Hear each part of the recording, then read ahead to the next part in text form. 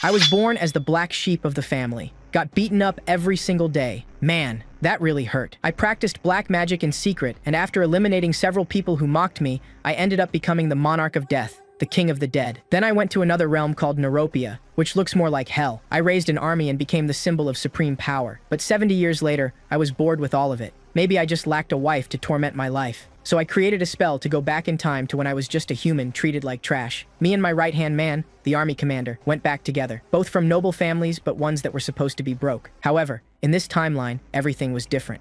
My family actually had money, but my parents were dead, all because of a war against another family over a copper vein on the border. The enemy army commander was extremely powerful and finished off my father on the battlefield. The only solution the protagonist found was to request a duel to the death against this guy, wagering all the prestige and the copper. And it is at this moment that I return to the past. I am about to duel against the strongest knight. Maybe I'm dead?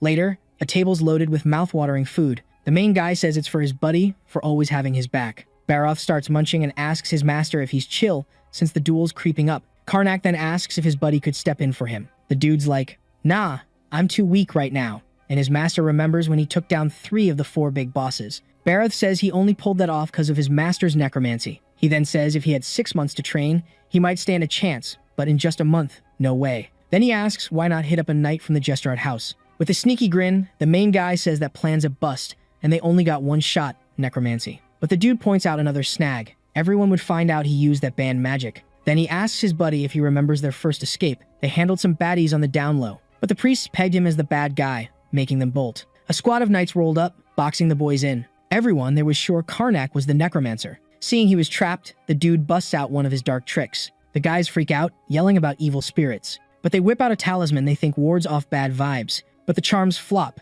and the spirits start phasing through the enemies, making them wonder why their plan's failing. Then the main guy wipes out his foes, and decides to bounce before backup shows up. Karnak asks how they sniffed out his necromancy, since the book says no one could do that, and his buddy explains it works on knights and mages. But apparently, the clergy's a different story. Back in the now, the two crack up about how it all kicked off. Barrow says the plan's a no-brainer after thinking back. The main guy, in turn, says he probably planned to make it look like a regular duel, but really, the plan's to sneak in necromancy. But his buddy reminds him the judges are clergy priests, and the dude realizes using his powers would just be a rerun of the past. Then Barrow suggests they stack some cash to make a getaway. But the main guy says there's no need to bail, because now people dig them, and his buddy gets he ain't backing down from the fight. But Karnak asks his buddy to hang tight. Then he says he's got a better plan, but it's risky. Meanwhile, in the Deventer zone, a crew's training. Randolph's watching from a distance. Then someone calls him, asking how the duel prep's going. The guy says there's nothing to sweat, and the person still says it's never too much to be ready. Randolph says he's just wasting time with that duel, and the young dude thinks he's sure the knight will win, but he's clueless about what this new baron's up to with this challenge. Then the person finds it odd the big crowd near their training grounds cause of the merchants, but decides to shrug it off and get back to training. Baroth, who's blending in with the crowd, says he finally gets what's up. The dude grins, thinking it wasn't so bad to snoop on the enemy, because he sees Randolph can be taken down as he's just a fool who leans on heavy swords and doesn't know the basics of a fight. And this is good news because opponents like him are easy. Their moves are predictable, but a month is still super short. Then a pretty girl pops up behind him, asking if he's got business with her bro, Randolph. The dude stands up, making up that he's just admiring the knight's strength. To switch gears, the young dude offers some sheets he's selling, and the girl, in turn, gets sidetracked by the goods. After a bit, Baroth heads back to the Jesterard mansion, asking how his master's doing in training. But he stumbles upon Karnak sprawled on the floor, looking like he just lost a battle with a tornado. Panicking, the dude starts shaking him, and Karnak's all, chill, or I'm gonna hurl up my lunch. The guy mentions he did his workout but ended up passing out, and his buddy's like, bro, you're seriously out of shape. Then he's all, you can't do squat with that noodle body. Karnak's like, just need a sec to catch my breath, then back to it. Baroth's like, wait, what? That was just the warm-up, dude. With a cheeky grin, the guy's all, the real deal starts now. First up, the hero's gotta chow down on a solid breakfast. Then, it's straight to the field for 100 push-ups. Next, 100 swings with a weighted bar. Then, 100 squats, no slacking. Only after all that, a tiny break is allowed. Then, rinse and repeat, my dude. On day 15, Karnak's squatting with bags like a pro. Baroth pops up, saying his endurance is finally leveling up. And he's like, time to hit the sword training. Right after, he hands over the gear. But then, the guy's tweaking his master's stance like a pro. Karnak's thinking, man, this dude's a total drill sergeant. Then Baroth's like, I'm gonna attack. And the guy's all, bring it on. But he gets smacked before he can even blink. No chill. The guy's like, get back in position, bro. Karnak's thinking, This dude's attacks are savage, hard to dodge. Then, bam, another hit to the gut, and he's down for the count. Barrow's like, this is why knights can mess with regular folks. Karnak's all, this stance isn't blocking squat. The guy's like, we gotta show Randolph you're serious, and Karnak's like, why's that matter in a duel? Barroth's like, the enemy loves to flex, but when they lose steam, it's game over. The guy's like, you gotta look like you're in it to win it. That's the only way to dodge a quick KO. With 5 days till the duel, Karnak's still grinding on sword skills, but his buddy's blocking like it's nothing, saying he needs more oomph. Then he's like, yell louder, so even the folks outside hear you. Right after, Karnak blocks an attack, but still gets tossed like a ragdoll. Barroth's like, never block a heavy hit, or you'll get sliced. Roll instead. Karnak's thinking, man, that's tough. Next day, the guy nails the roll like a boss. With 2 days left, Karnak's dodging like a ninja. After training, the guy's like, I might croak before facing Randolph at this rate. Barrow's like, you're almost there, dude. Time for the final boss level. Then he's like, I'll show you the 4 great kings' sword moves. Karnak's all, wait, you know that? And he's like, I know it all. All 4 kings were my crew, except Rapazul. I got their styles down. Karnak's like, why not Rapazul? Barrow's like, Master didn't make her a death knight. So, as payback, she got turned into the castle's guard. Then Karnak's like, 2 days enough for that? And the guy's like, we only need 1, bro. Finally, duel day's here, at the Devontor and Jestard border. Most folks think Randolph's got it in the bag, but they're hoping for a good show. Some just want Karnak's hard work to pay off. Then the guy rolls up to his buddy with a look that says, we got this. Then, this old dude pops up, asking everyone to zip it, and spills the tea that both houses want a trial to see who gets the copper mine. On one side, there's Lord Karnak, boss of House Jestard. And on the flip side, Sir Randolph, the knight from Devontor. The guy judging the duel asks if they promise to keep it fair in the name of the goddess, and both are like, yeah, sure. After that, the elder says since the warriors made their vows, justice might just lean towards the truth. And then he drops the bomb that the trial by combat is about to kick off. Randolph grins,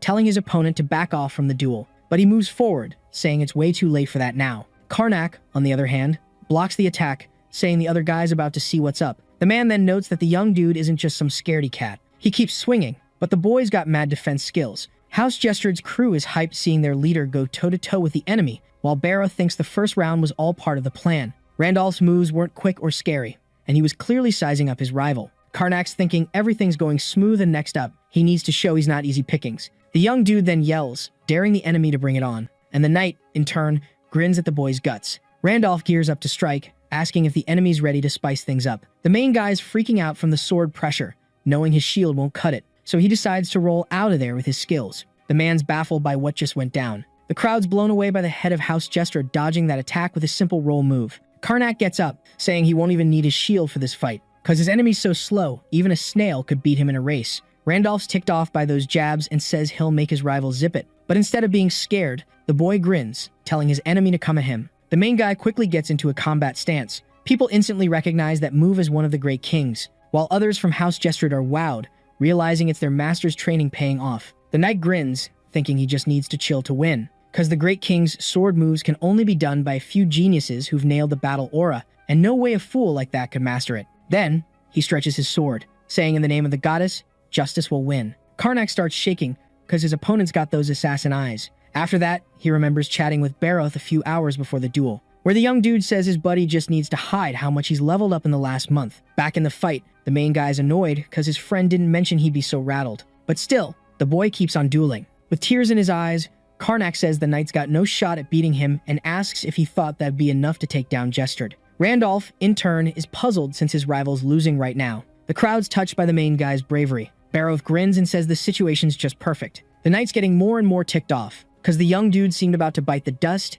yet he's still talking smack. Soon after, he charges at the boy. Barroth gets hyped, realizing this is the moment they've been waiting for, and yells to his master, telling him to get ready. A few hours before the duel, the young dude tells his buddy he'll teach him some tricks, and explains that Randolph will probably go for the legs. The main guy should then use that chance to get into a guard position by planting his sword in the ground. Seeing that, the knight's caught off guard. After that, Karnak should swing his sword diagonally to throw the opponent off balance. Then, the main guy takes that chance to strike his enemy. Because of the hit, blood splatters in part of the arena. The boy starts sweating after pulling off that move. Randolph, in turn, starts laughing and asks if that's his best shot, because he's had worse cat scratches than that tiny cut. People watch without a peep, and the young dude says this battle's already got a clear winner, and that the world really isn't fair. After that, the dude says because of that recent goof-up, he's going to be the butt of jokes for a while, and the young guy asks if that's really his big worry. With a grin, the main dude says it makes things easier and he won't have to feel bad about what's coming next. Suddenly, the knight starts feeling all kinds of weird, and then something dark starts oozing from the cut like it's got a mind of its own. The guy judging the fight seems to know what that spooky energy is. Randolph's not phased and tries to shake off the shadowy stuff on him. Karnak sees his chance to move in and tells his enemy he won't back down no matter what sneaky tricks he pulls. The young dude's leg starts moving on its own, and lands a kick on the young guy, launching him out of the arena. Everyone watching is totally shook by the wild aura Randolph's giving off. Baroth pops up, accusing the knight of using necromancy and saying it's totally devil power. Without a second thought, the dude charges in with his guards, and orders the knight to drop his sword and give up right away. Randolph pushes the guys back. Seeing this, the old dude confirms it's definitely necromancy. The young guy's all confused, wondering what's happening to him, and starts questioning what Karnak did to his body. Back in the arena, the boy faces his opponent with a confident grin, and decides he can't let him get carried away. Randolph's getting more and more swallowed by the darkness. One of the knights mentions the young guy seems hit by necromancy, and the dude explains he's probably a newbie at that magic stuff. Soon after, the guy starts yelling in pain,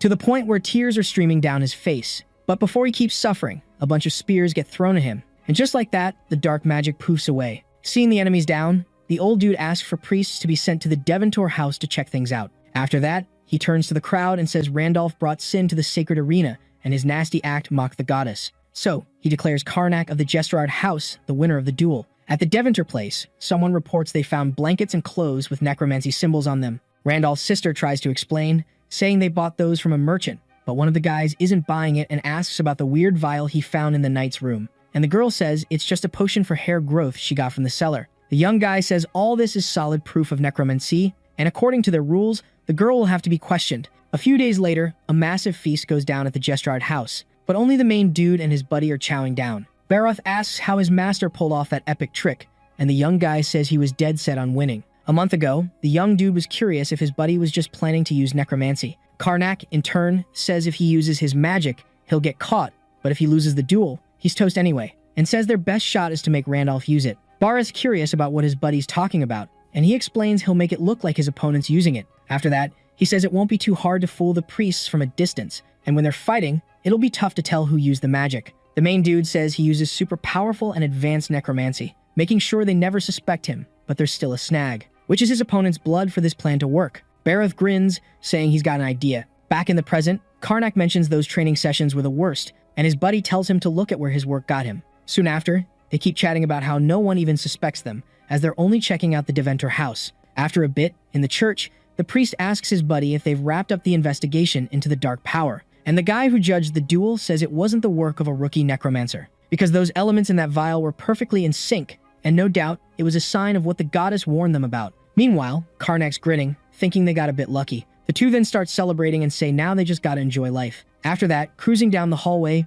Baroth's all, yo, more peeps are gonna be eyeing that copper mine, and his buddy's like, gotta level up my necromancy game. The young dude's all, what if the church finds out though? Karnak just grins, nah, they won't catch me. I'm just dabbling in necromancy research. Fast forward 3 months, and our hero's chilling at home, magic circle vibes all around. He's trying hard to keep his focus, like when you're trying not to laugh in class. It's a ritual to invite those spooky energies hanging around him. Then, he's got to filter out the bad vibes, leaving only the good stuff. Boom, a red flame pops up in his hands. Karnak's grinning, knowing he's nailed chaos magic. Later, Baroth's sparring with some dude, thinking it's the only way to become a legit knight for the Jesterard house. But the soldier's skills are as bad as a Wi-Fi signal in a basement, especially that guy Gilliman. Before they go on, the knight's like, hold up, let's call it a day, and suggests they pick it up another time. Burrow's all, thanks for the training, and the dude's like, nah, you should be training me. Then he says Baroth's gonna be the strongest knight in no time. After that, he invites Baroth for drinks with the crew, but Baroth's like,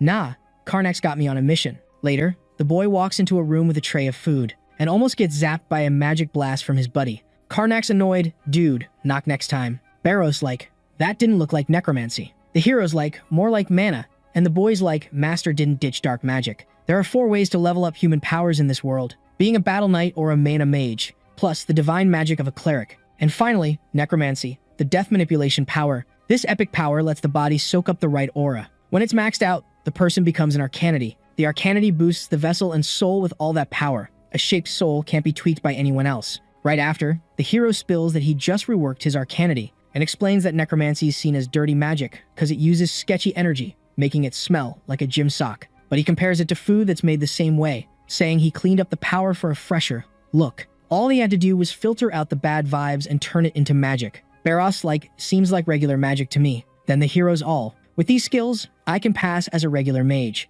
And jokes, with great power comes great drama. The boy explains he just needs enough power to guard his turf. Later, some wolves get taken out near the copper mine by Jestrad knights. While chatting about it, a creature's lurking in the shadows. Then a massive beast charges at one of the dudes. But before it can do anything, Barroth jumps in to save the day. Gilliman's like, good thing we got a knight like you here. The young dude's like, weird being called that, just got knighted. Then he asks if those beasts have been a big hassle, and his buddy's like, yeah, they're twice as strong. Rumors are true. The young dude's curious about those rumors. 7 goddesses drop the Oracle of Doom on the church, opening a void, swallowing all light. The beasts will power up, and the dead will rise to stomp on the tainted ground. Then the Death King will show up, soaking the world in blood and tears. Soon after, demonic beasts popped up everywhere, along with a wave of necromancers causing chaos. The churches teamed up to fight evil under the goddess's shield. Barroth's like, don't remember any oracle before, why's the story always changing? And his buddy's like, it's annoying not knowing what's up. Then the boys all, does Master think it's connected to him? And the hero's like, timeline's all messed up, cause the oracle came way before his time rewind spell. Barroth's curious if that means the world's about to hit the fan. Karnak's all, dude, I have no clue who this Lord of Death is, but wrecking the world? Not a piece of cake. The boy's like, chill, there are heroes here, they've got this. And the main guy's all, let's just vibe and trust. Then he's like, let's just kick back in this mansion and live the dream. A week zooms by, and this kid shows up from the Church of Radiel, asking Jestrad for a hand with some epic quest. The kid spills that a necromancer's on the loose in Jestrad and needs a local guide because the dude's hiding in the woods. Barroth's thinking, no way the boss says yes to this. But the main guy's grinning, like, how can I say no to a goddess mission? Then he's like, I'll hook you up with a guide, no prob. After the church dude bounces, Karnak's like, perfect chance to see what's up, and his buddy's all, what's the plan, bro? With a smirk, the main guy's like, let's find those necromancers and wreck him first. Later that night, a dude's sprinting through the forest. He's ticked because the church peeps are messing with his scheme, and he's sweating about making it out alive. But then, bam, knights show up in his face. Seeing them, the dude's like, oh snap, it's a trap. The guards circle him, saying they're done with his nonsense. Then the dude's all, time to unleash my dark magic. And he goes all out on the knights. From a distance, the main guy and his buddy are watching the chaos. Barroth's like, this necromancer's got 0 skills. Then they see the dudes running again. Karnak's like, let's jump in before he bails. After a wild chase, the necromancer hides in a cave, sensing someone nearby. But surprise, the boys are already there, waiting. Karnak's grinning, good choice. We hid here once too. The dude's like, who are you guys? And the main guy's like, we're the ones here to take you down. The dude's thinking, how dare these kids mess with me? Then he unleashes his dark minions. He tries to make a run for it. Barroth's like, what now? We can't slice these ghostly dudes. The main guy's like, step back, time to test my chaos magic. Outside, the dude's still running, thinking he's bought some time. But then, boom, the cave explodes, souls flying everywhere. Karnak's like, why the rush, dude? Then he uses his powers and wipes out all the ghostly minions. The necromancer's like, are you a wizard? Inside, he's freaking out because these kids are way tougher than he thought, and he's thinking he might actually get caught. So he tries his necromancy again, summoning a demon. Karnak's like, dude doesn't even know his own summons names. The dude's grinning, thinking the kids are scared now. Even from a distance, the boy's like, oh, no he didn't. Then the necromancer's like, go my demon. But the main guy locks eyes with the creature and says, kneel. And the creature's like, yes, sir, and kneels. The dude's all, wait, are you a necromancer? Then Karnak steps on the demon's head, like, you're dense, bro, and grins, I don't even know, man. Then a giant magic hand appears above the dude. The boy's like, this is my jam, and he grabs the dude. Later, the necromancer's on the ground, blue flames everywhere. The main guy's like, get up, and the dude's like, yes, master. Karnak's like, how'd you learn necromancy? And the dude's like, total accident. Then he tells how one night he was whining in an alley when darkness wrapped him up. A mysterious power took over, and he thought it was the apocalyptic dust from the oracle's prophecy. With these skills, the young dude totally wiped out those who messed with him before. Hearing this, the main guy figures out the dude was just a total fail, and his buddy suggests using mind tricks to make the necromancer off himself with his own dagger. Then, the boy finishes the guy off, but instead of bouncing, he decides to snag the necromantic power from the body, and Baroth's like, shouldn't you skip that? It might mess you up. Karnak's all, it's all we got left, and the trackers are coming soon, so I'll just take a smidge to keep it low-key. But then, the boy starts feeling super weird. His buddy's like, you good? And the main dude's like, nah, something's off. A few days later, a shield's set up in a room at the Jestard mansion. Baroth's curious about what his pal's got that's so serious it needs a soundproof barrier. Karnak's like, checked out that necromantic power from the other night, and his sidekick's like, what'd you find? The young dude's like, turns out it was me all along. Baroth's like, thought. The timeline switched up. Then, the main guy spills that the power's properties match his own. The boy remembers when their souls didn't vibe with their bodies, and he says that's why they yanked their souls out to go back to their OG state, but they left the necromantic power behind. Karnak explains that this turned him into a big deal in both the physical and spiritual worlds. The boy starts thinking his necromantic power's in his soul, not his body. Then, he says when his soul time traveled, his power tagged along, but some got left behind. Baroth's like, so, your magic came with us. And the main dude's like, looks like my power's scattered everywhere. The knight facepalms, saying they're in deep trouble now.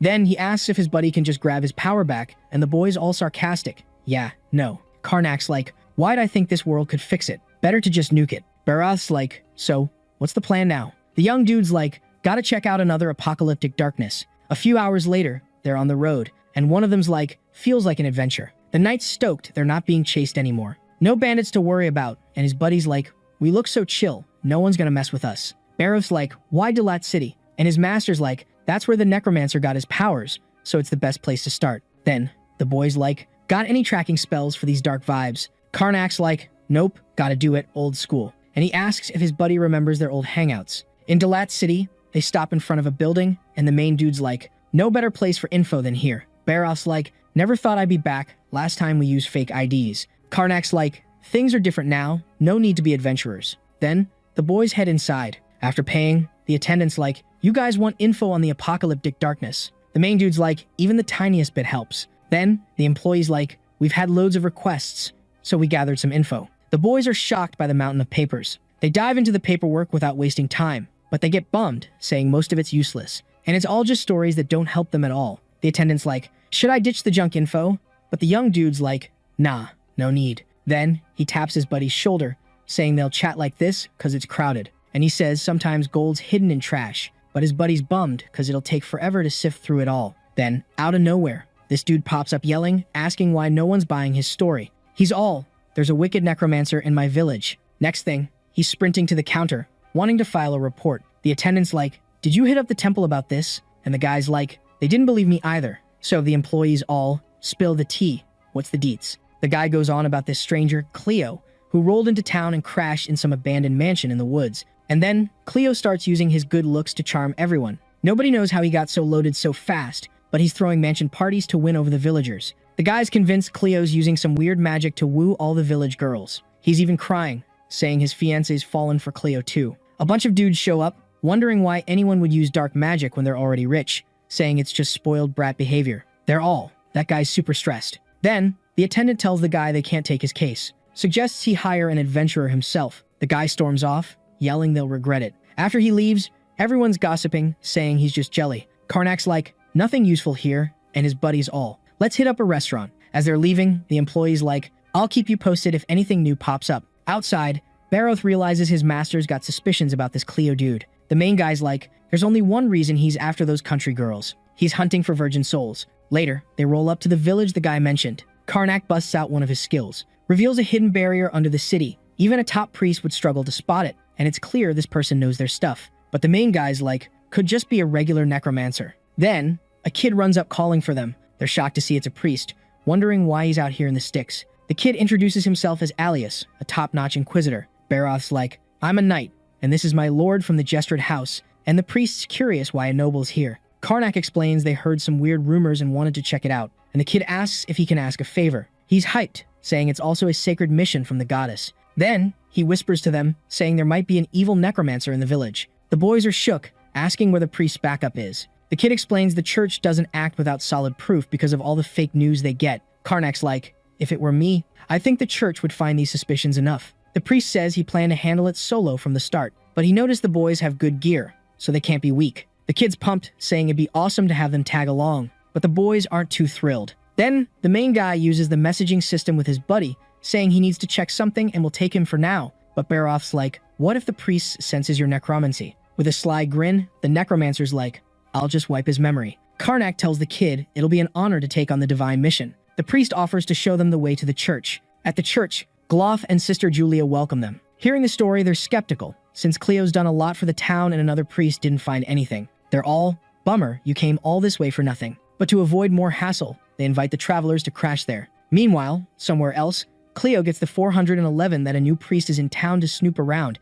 and he just wants a heads up if anything sketchy goes down. But the dude's totally annoyed, because problems keep popping up now that his big moment's almost here. Later, the squad gets shown to their digs. Karnak's all. Maybe the villagers are under some spell, and the priest's like, guess we gotta check it out ourselves. The main guy's wondering if his buddy's hinting at crashing Cleo's mansion. The dude's like, nah, got a better plan. And they just gotta roll with his plan from now on. At night, Cleo's wandering his mansion and bumps into a maid. The girl asks her boss where he's off to so late. He says he's off to meet his guests and tells her to hit the hay and forget it. She decides to follow orders. Soon after, he grins, saying his spell's working like a charm and humans are kinda weak-minded. As he strolls, he thinks about how it took him 6 months to nail his demon summoning, and finally, it's paying off, even if some issues linger. Then, he runs into 3 intruders in his crib. It's the main crew, who say he won't mind sharing his loot. He's relieved they're just robbers and starts cracking up. Barev's like, what's so funny, dude? Cleo raises his hand to attack and says they're not even worth the trouble, but the boys are shielded.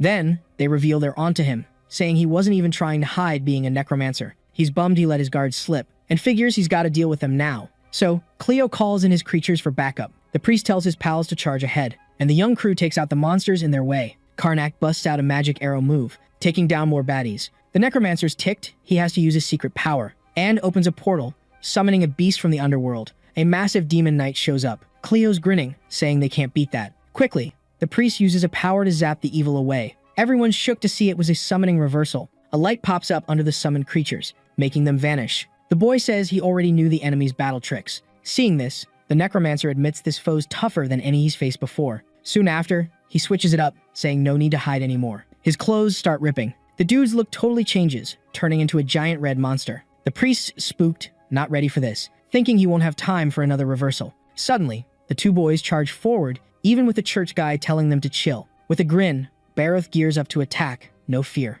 landing a bunch of hits on the enemy. From a distance, the main guy uses his magic arrow move, nailing a shot to the beast's chest. Thanks to the attacks, Cleo hits the ground. The priest's speechless, just thinking about what he saw, and how those kids seem normal, but their skills were next level. Bareth asks what to do with the enemy, and the boy says he'll handle it. With his staff, the young guy starts doing something to the necromancer's body. Dark magic starts oozing out. The priest realizes it's some apocalyptic darkness, and now they just need to collect. But before he can finish, he gets a neck chop. Karnak says it's go time. Right after, the main guy mentions that the enemy was already a necromancer and soaked up the apocalyptic darkness in the chaos. Bareth wonders if his master senses anything else, and he says the dude was part of the cultists serving Tesranak. The knight's puzzled about who Tesranak is, and his buddy explains he's the god of death. Hearing this, the boy's confused, because he thought his lord had that gig. Then, he says it's not just a title anyone can have, and Karnak's like, not sure what to do about it. Alright, so here's the deal. Tesranak, the big bad boss of the underworld, is basically the Death Squad's mascot.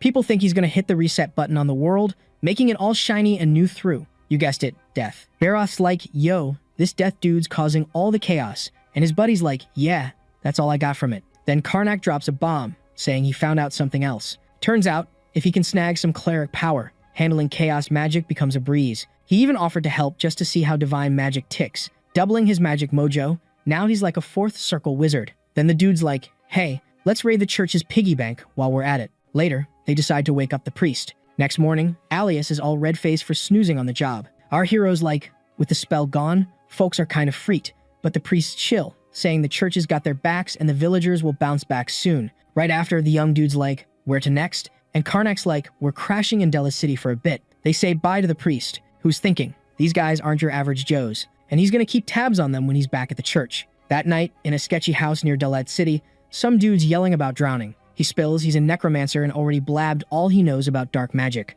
The hero's done listening and orders him back in the bucket. As the guy's getting dunked, the boy's like, only holy water can zap that bad energy. Later, Karnak's like, we're making progress, and his buddy's like, I'll send the church the 411 as usual. Bareth's surprise, Alias asks for their help. The young dude's like, church is probably short-staffed, and they might have called us after that Gelpa village drama. Then he spills that the church only knows his fam got wiped by a necromancer, so they picked him for the gig. Bareth's like, can we go home now? And his boss is like, nope. The knight's bummed, thinking his boss wants to hoard everything, and Karnak's like, all we can do is seal the dark leaks. Then he says he's on a mission to figure out how these dark paths pop up. Baroth's like, that's gonna take ages. And boom, a letter shows up. The boys see it's from the Hatova church. Karnak's like, Alias wants a meetup, and he'll spill the beans when we get there. At the Fiatova temple, the priest greets them. Then he introduces his crew. A dude named Rilton's like, nice to meet ya. A woman named Alan says she's with the Adventurers Guild. Karnak uses the messaging system to ask his buddy if that's the woman who got her battle aura at 20, and he's like, yep. And the dude's a top-tier mage. Mages and battle aura folks are ranked by their skills. The higher the mage's circle, the cooler their magic, while 10th circle archmages are basically superhumans. Battle aura peeps are ranked by colors red, blue, purple, and silver. Golden Knights are almost immortal, like the 4 Great Kings. Rilton and Alan are already red tier, so they're more than ready for the job. Then the hero remembers his buddy never got the hang of battle aura before. The boy tells his new pals it's awesome to meet them, and he's heard epic stuff about them. Alan's like, I've heard stories about you guys too.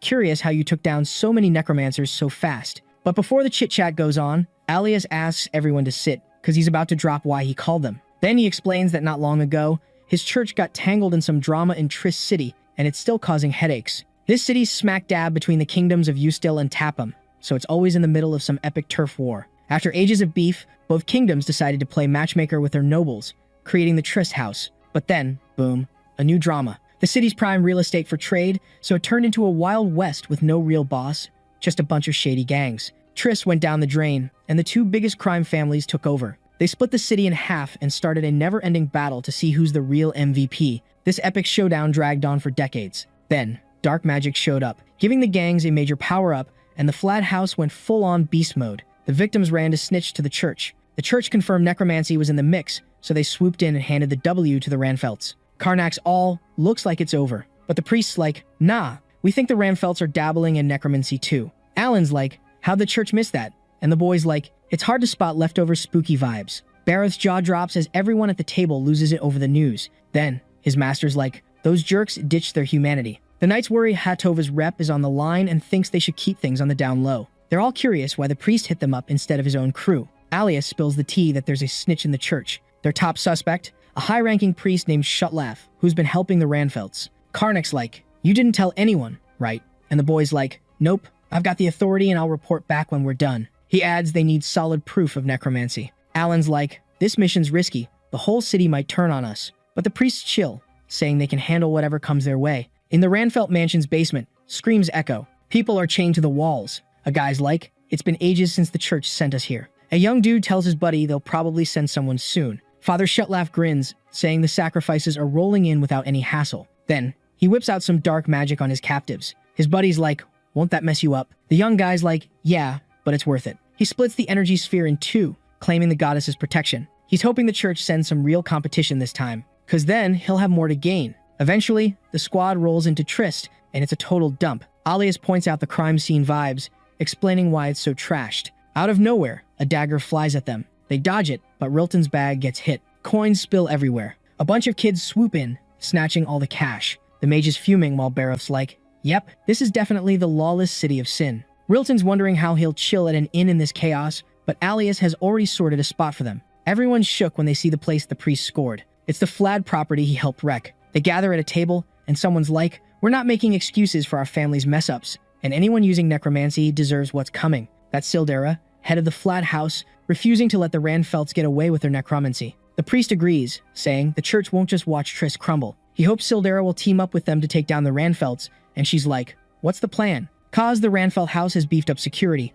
only letting high-rank folks near the mansion. Alias reveals they're planning to ambush the Ranfelt property. Riltane's all, yo, you just gonna barge in? And his buddy's like, trust me, it'll work. No cap. Sildera is saying the guards aren't exactly giants, but they have zero clue about their necromancers, and the priest's all, no sweat, we got this. Cause his crew's basically pros at taking down necromancers. Night falls, and the mansion's crawling with guards. Meanwhile, a squad of hooded peeps is scheming behind the walls. Someone lights a Molotov cocktail, and one of them's all, tonight, we're avenging the Flat house, bet. Then, they start chucking bottles over the wall. The guards are like, what's going on out there? All the security's eyes are glued to the outside attacks. The hero's squad sneaks in behind the guards, no sweat. Karnak's like, Flad forces are on point, and Alias is sniffing out necromancy from the mansion. Then, a bunch of knights show up to block the squad's path. Rilting's all, let me introduce myself, and he starts throwing fireballs at the baddies. Next, he traps them in a net of magical chains. The knights are like, how's this dude casting so fast? But they still stand their ground,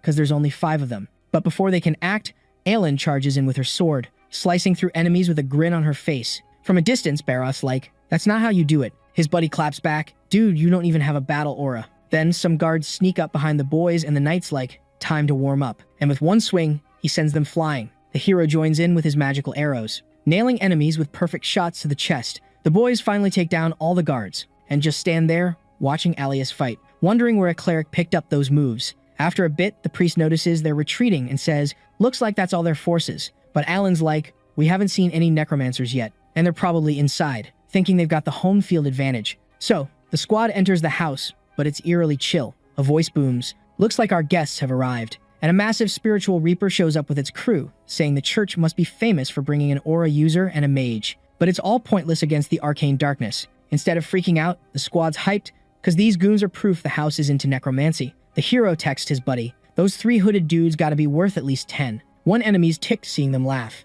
and sends his reaper to drain their life force. Alias uses his staff's magic, saying the goddess's light will judge all that's wicked, stalling the creature. The hooded ones freak out seeing a priest in the mix. Then, Alan charges, slicing the reaper in 2, and then goes after her enemies. But before anything happens, their heads just pop. The priest's like, we needed them alive, Elaine. But Alan's all, wasn't me. Then, the whole mansion starts morphing, like it's alive or something. Everyone's like, how are they messing with space itself? A voice chimes in, now you're part of my collection. Then, someone steps out of all that flesh. Alias instantly knows the voice, had a hunch all along. Shut laughs like, why so shocked, priest? You knew it was me. The boy's like, I hoped I was wrong. How can a servant of the goddess chase dark power? Alan and his buddy try to find a way out, but the walls are too tough to slice. Soon, Alias realizes the darkness is sapping his powers, and he unleashes a wave of energy. But his divine magic's not cutting it. Karnak's thinking how the place is sucking up divine power, boosting necromancy. The enemy's like, you really thought those guys were the real necromancers.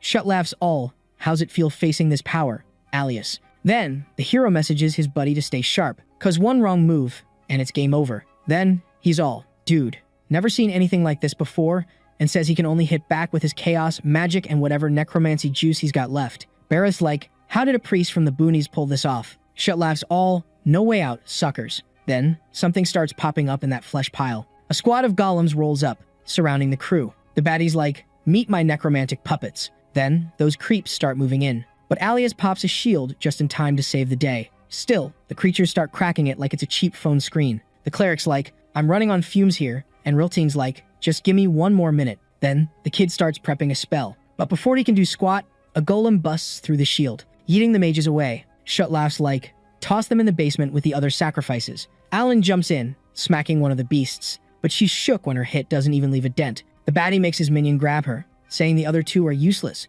but she's the real prize. The useless duo? Yeah, that's our hero and his buddy. While getting squished, Shut laughs like, this girl's got a soul made of gold. Before she gets wrecked, Barrow slices the golem's arm to free Aline. Then, he smacks the creature right in the face. The girl's like, how'd you take down a golem without an aura? The boy's all. The monster's weak spot is where its magic flow's missing, but it's a slippery sucker, always moving around. Then, Barrow's thinking if he burns out his strength, he's toast. Karnak's realizing his necromancy's flopping hard, and he's throwing his dark magic into this mist that's the magic source, but he can't get a grip on his necromancy. Then, he's like, gotta find another way or we're toast. And he's wondering how this basic necromancer knows stuff he doesn't, making him think there's more to this story. Karnak decides to check if he's onto something. Barroth keeps smashing those golems. With his master by his side, Shut laughs like, who are these pests wrecking my minions? And he's all, guess I underestimated these 2. Then he's like, time for plan B. These golems are trash. Summoning a spirit of blue flames. Quickly, the boys pop his shield,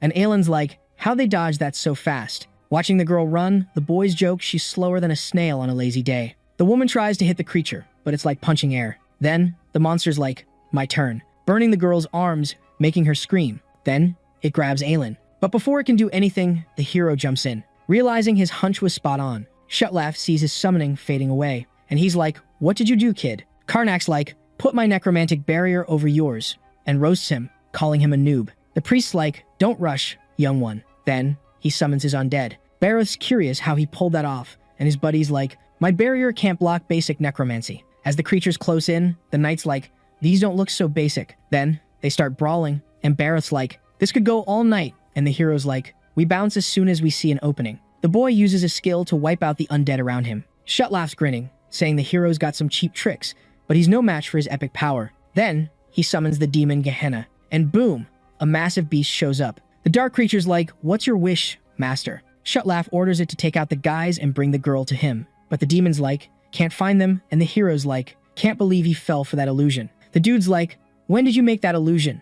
And the hero's like, "When I busted your barrier." Then, the crew vanishes, leaving Shutlaugh fuming for getting played. Far away, Karnak tells his buddy the enemy bought the Mirage because he was too busy controlling his summoning from afar. Barrett's all, "Yo, heading back to Flad's and no-go right now." And his master's like, "Chill. The Ranfelds probably already sent their spy squad there." Then, boom, Alan's raging, finding out her buddy's a necromancer. Plot twist. Our hero's caught off guard, realizing she overheard, and awkwardly asks, how you feeling?" She snaps back, "Quit pretending you care. And where even are we?" Karnak's like, "We bailed from the city to dodge the search squad.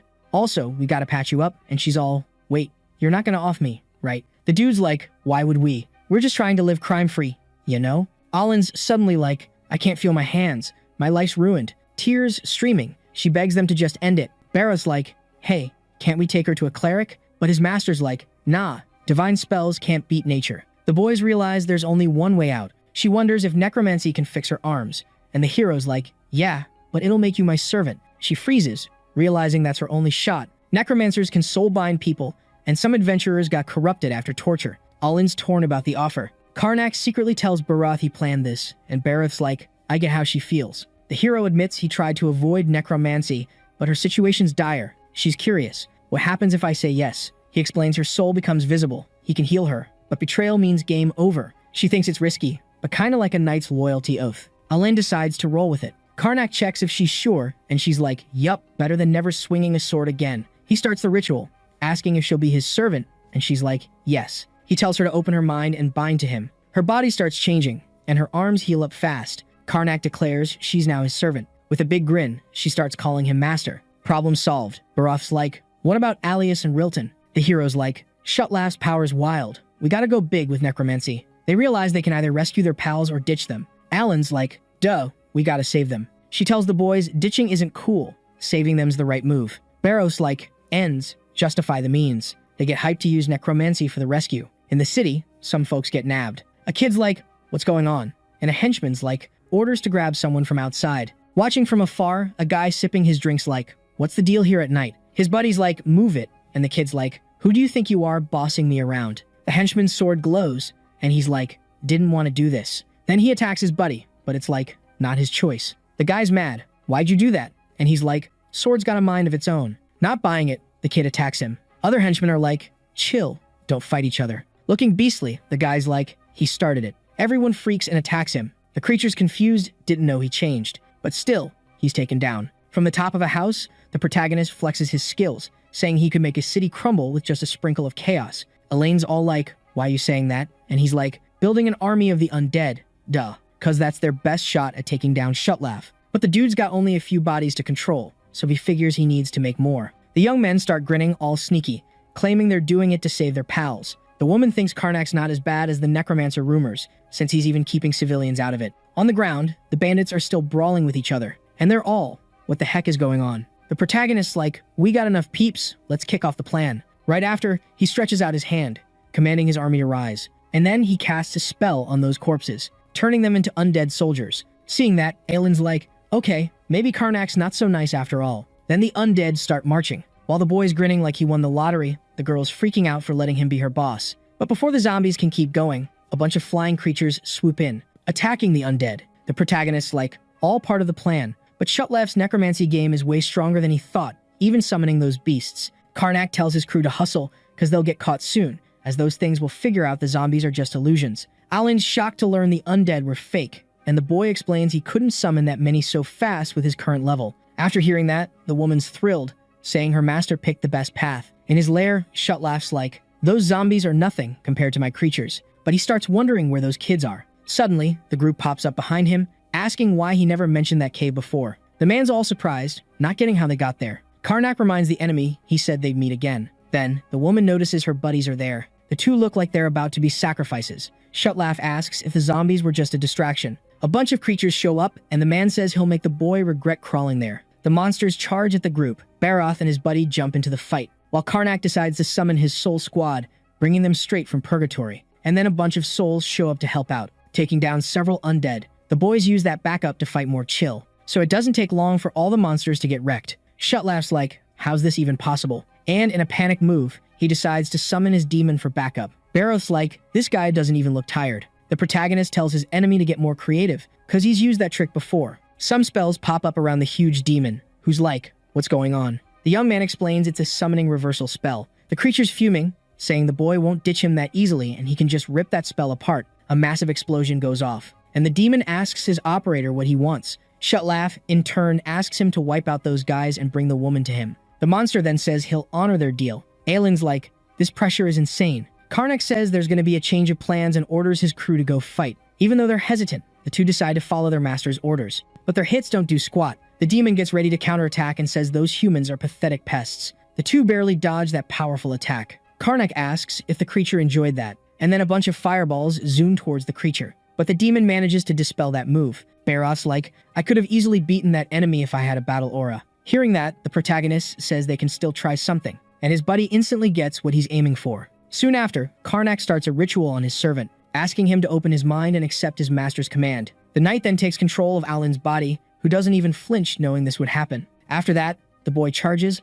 apologizing to his buddy because he's borrowing her body for a bit. The demon's like, Baroth's not even an aura user. How's he going to use someone else's aura? Suddenly, the boy's right in front of the monster, landing a direct hit on it. The knight explains that using others' battle aura is his jam. The creature figures out its opponent's aiming right for its weak spot. Then, the girl's sword starts glowing blue, and she gets it. She leveled up to the blue layer just because her buddy was using her body. Baroth steps up, saying this will make the fight a bit easier for him. The boy then starts slicing up the devil, and he's grinning the whole time. The creature's like, whoa, that's wild, and tries to hit the young dude, but he dodges like a ninja. The knight's all, is that all you got? Feeling the heat, the creature's like, you're a monster, but it warns him not to think victory's in the bag. Then it charges at the hero, saying it just needs to smash the source of it all. Boom, a big explosion goes off, and the creature's laughing, asking if the human was ready for that. But Karnak's like, what are you even doing? Suddenly, a bunch of boy clones pop up everywhere, and he asks if the monster really thought he didn't see through its lame plan. The demon then realizes it was all a trick.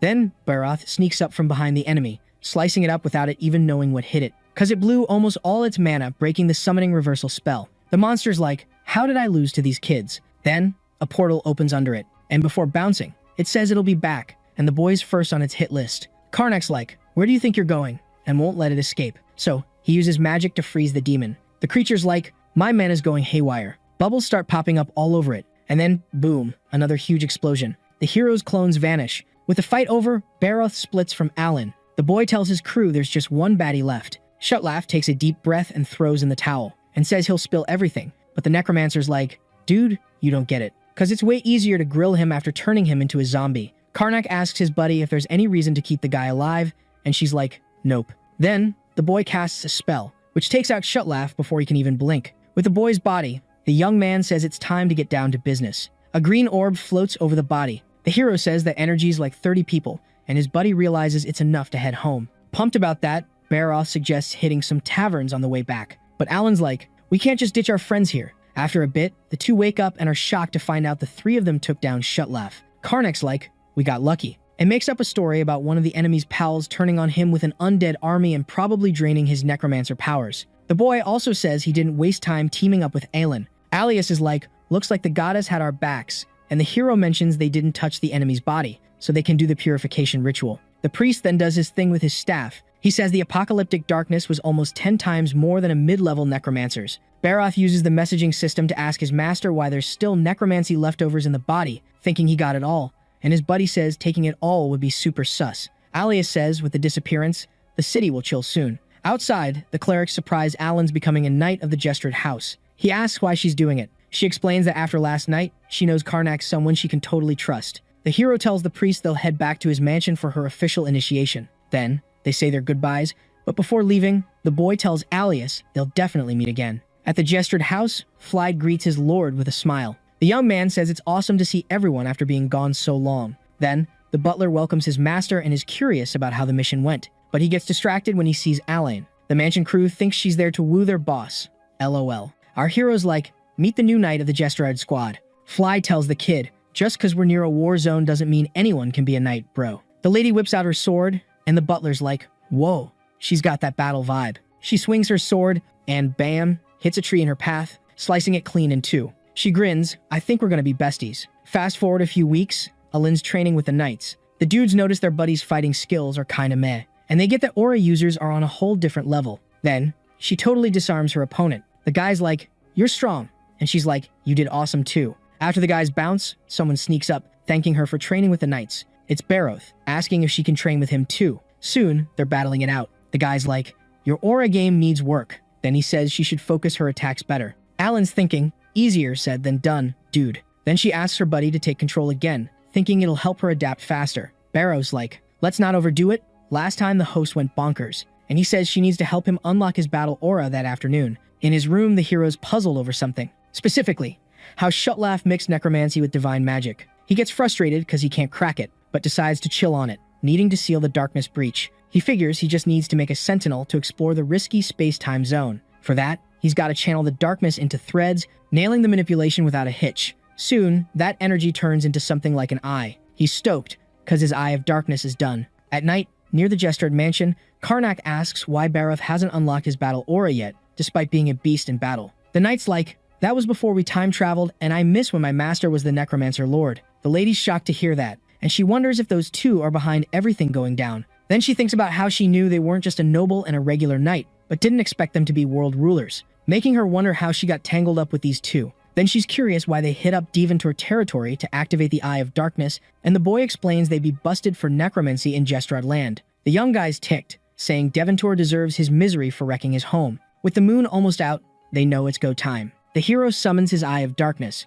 Alan asks what he's going to do with it, and the guy explains he's sending it to the space-time dimension to find a way to seal the portal. Right after, Karnak launches his eye. It zooms up, and the girl notes it was quieter than expected, but the hero explains it didn't open the dimension, just peeking inside. The necromancer turns to his crew, warning them he's diving into infinity, and it'll knock him out. Then the boy shuts his eyes, reaching the space-time dimension. Karnak scopes the scene, and spots a tree nearby. The young guy's like, found it, the astral void tree, my true arcane form. Then a fruit drops from the tree, making the hero realize that's how the doomsday darkness spreads and he just needs to stop it. But he wonders where his power core is. Then he spots a purple glow on the trunk, thinking it might be it. But he'll only know more when he gets closer. Then a voice orders him to back off. Karnak's brain is doing somersaults, trying to figure out what's going down. This mysterious voice is all, yo, this place ain't for those who are gonna vanish. Then the tree's like, I'm death and destruction.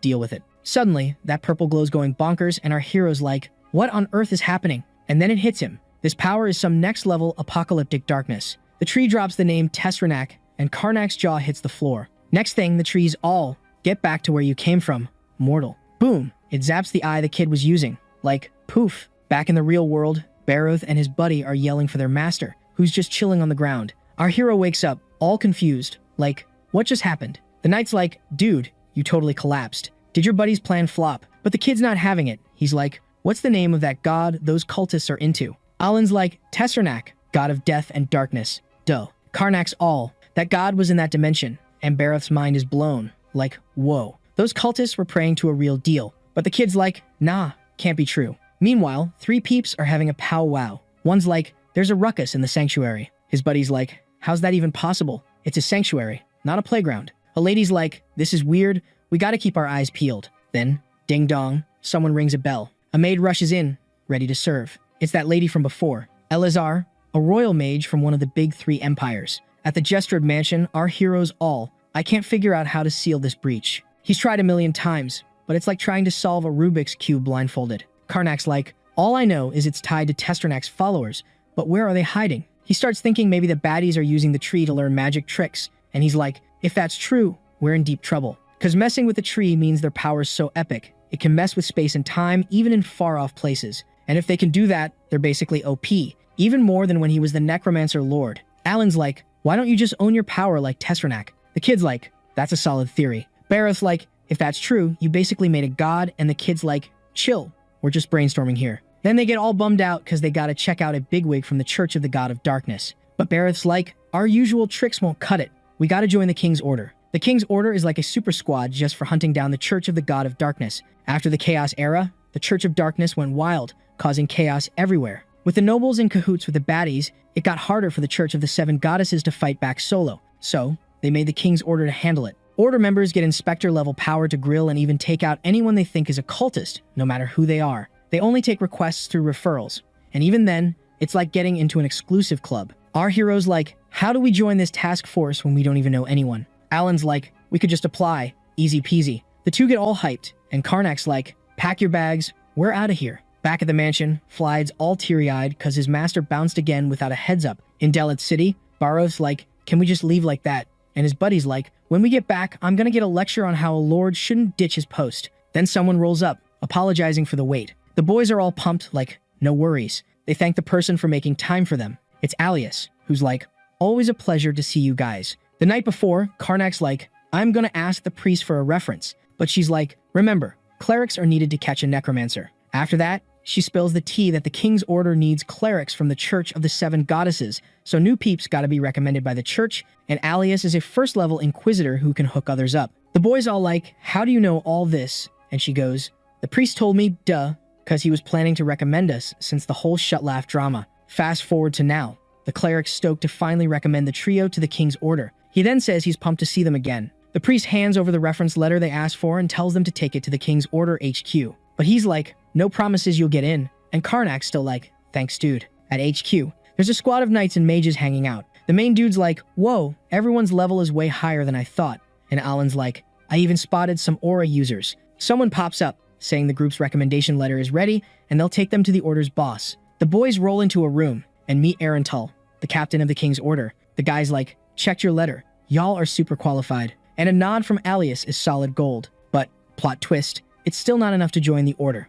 Karnak's like, we heard we gotta do some tests as newbies. And Arental's like, yup, to keep cultists out. Then he drops their first mission on them. The squad's shook, because they just got there, and the guy grins, saying everyone's always hustling. With a grin, Arental welcomes them to the king's order. In the hall, some peeps stop the group. A boy named Tarman says he'll be their field training supervisor. With his pals, Kahlo and Alice, Karnak's like, is it always this hectic? And Tarman's like, nah, you just picked a wild day. Baroth surprised the young dude's a mage, and he asks if it's because he's 5th circle, with aura users under him. The boy's quick to say he didn't mean any shade. Tarman explains that in this gig, status is part of the skill set, because they deal with big shots. Then he says the Order's missions are mostly about info gathering and tracking cultists, and sometimes snatching notable figures for questioning. Alan's like, that sounds sketchy. And the young guy laughs, saying roughing up cultists is their jam. So, mages with mad skills are better for the missions than aura users. The girl asks if clerics are just as good, and Alice says the Order also keeps the church in check, so priests can't be the boss there. Then Tarman spills more deets about the mission,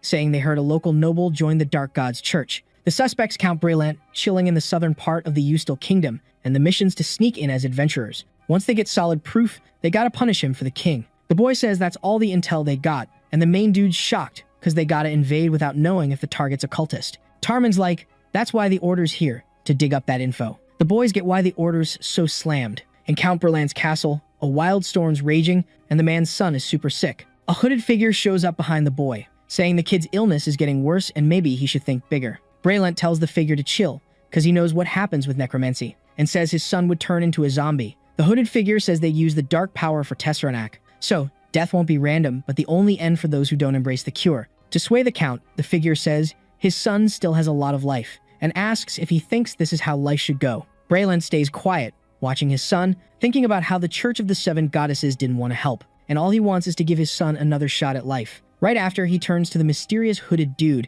saying he's gonna trust Tesseract. Meanwhile, at this inn, Tarman's spilling the tea on how to gather info without blowing their cover as King's Order peeps. Then, he hands the boys a paper, hinting at a plan, and Barrow's all curious about what's up. The boy spills that it's a wanted poster of a dude who's never been caught, and the knight's like, does this guy have anything to do with our case? Tarman's like, nah, but now we're bounty hunters on this dude's trail. So, they split into 3 squads to kick off the mission. The boys start asking around town if anyone's seen the poster dude, while Baroth and his buddy head straight to Brelant's mansion. Tarman tells the Count they heard the fugitives in his turf, and asks if they can count on his backup. The Count's like, you got it, I don't want some sketchy dude in my backyard either. Then, the young guy stands up, thanks him, and promises no trouble. Outside, Baroth's like, are we done here? His buddy's like, yup. And Baroth's curious why they even met the Count. The boy grins, saying they've got all they need and the Count's already onto something. At night, the squad gathers to spill the tea on what they found. Kahlo's like, The Count's a widower. His kids is only fam, but the kid's got this incurable thing. Another sketchy bit, the Count's land got super safe overnight, and he's been kicking out the bad guys. Then the boy asks his friend if she heard anything on her way back, and she's like, when necromancy's in the mix, people go missing. Tarman's like, I hit up the target's mansion and found something wild. All the windows are waxed up, like they're blocking the sun. Callow's like, this sounds familiar, and says, looks like we're dealing with vampires. At Brayland's crib, he and his son are having dinner. The man's like, you mad at me, kid? With red eyes and looking way better, the kid's like, why would I be? I feel chill for the first time ever. Then, he says humans eat to live, and he just takes what the church gives him. The kid sips his drink, saying his diet and digs changed, but it's better than dying. Breland's thinking how his kid's still the same, realizing the Dark God cult isn't just some heretical squad, they're the new truth. And when Testernak shows up with a paradise where life and death vibe together, his kid can live normally. The man's like, hang tight, you won't be like this forever. Alan's walking with her buddy, asking if they really gotta do another round of snooping, and she's like, we need solid proof. And she asks her to hang on a bit longer. Soon after, a young dude rolls up and asks if they're bounty hunters, and the woman's like, yep. The dude's like, the Count found the guy you're after, and she's shook cause the poster dude's not real. At the inn, Tarman's like, did Brallant really spill about a fake criminal hideout? And Alice is like, he even said the guy crashes there at night. Kalo's like, them trying to lure us there at night screams vampires. The main guy's like, isn't that bad?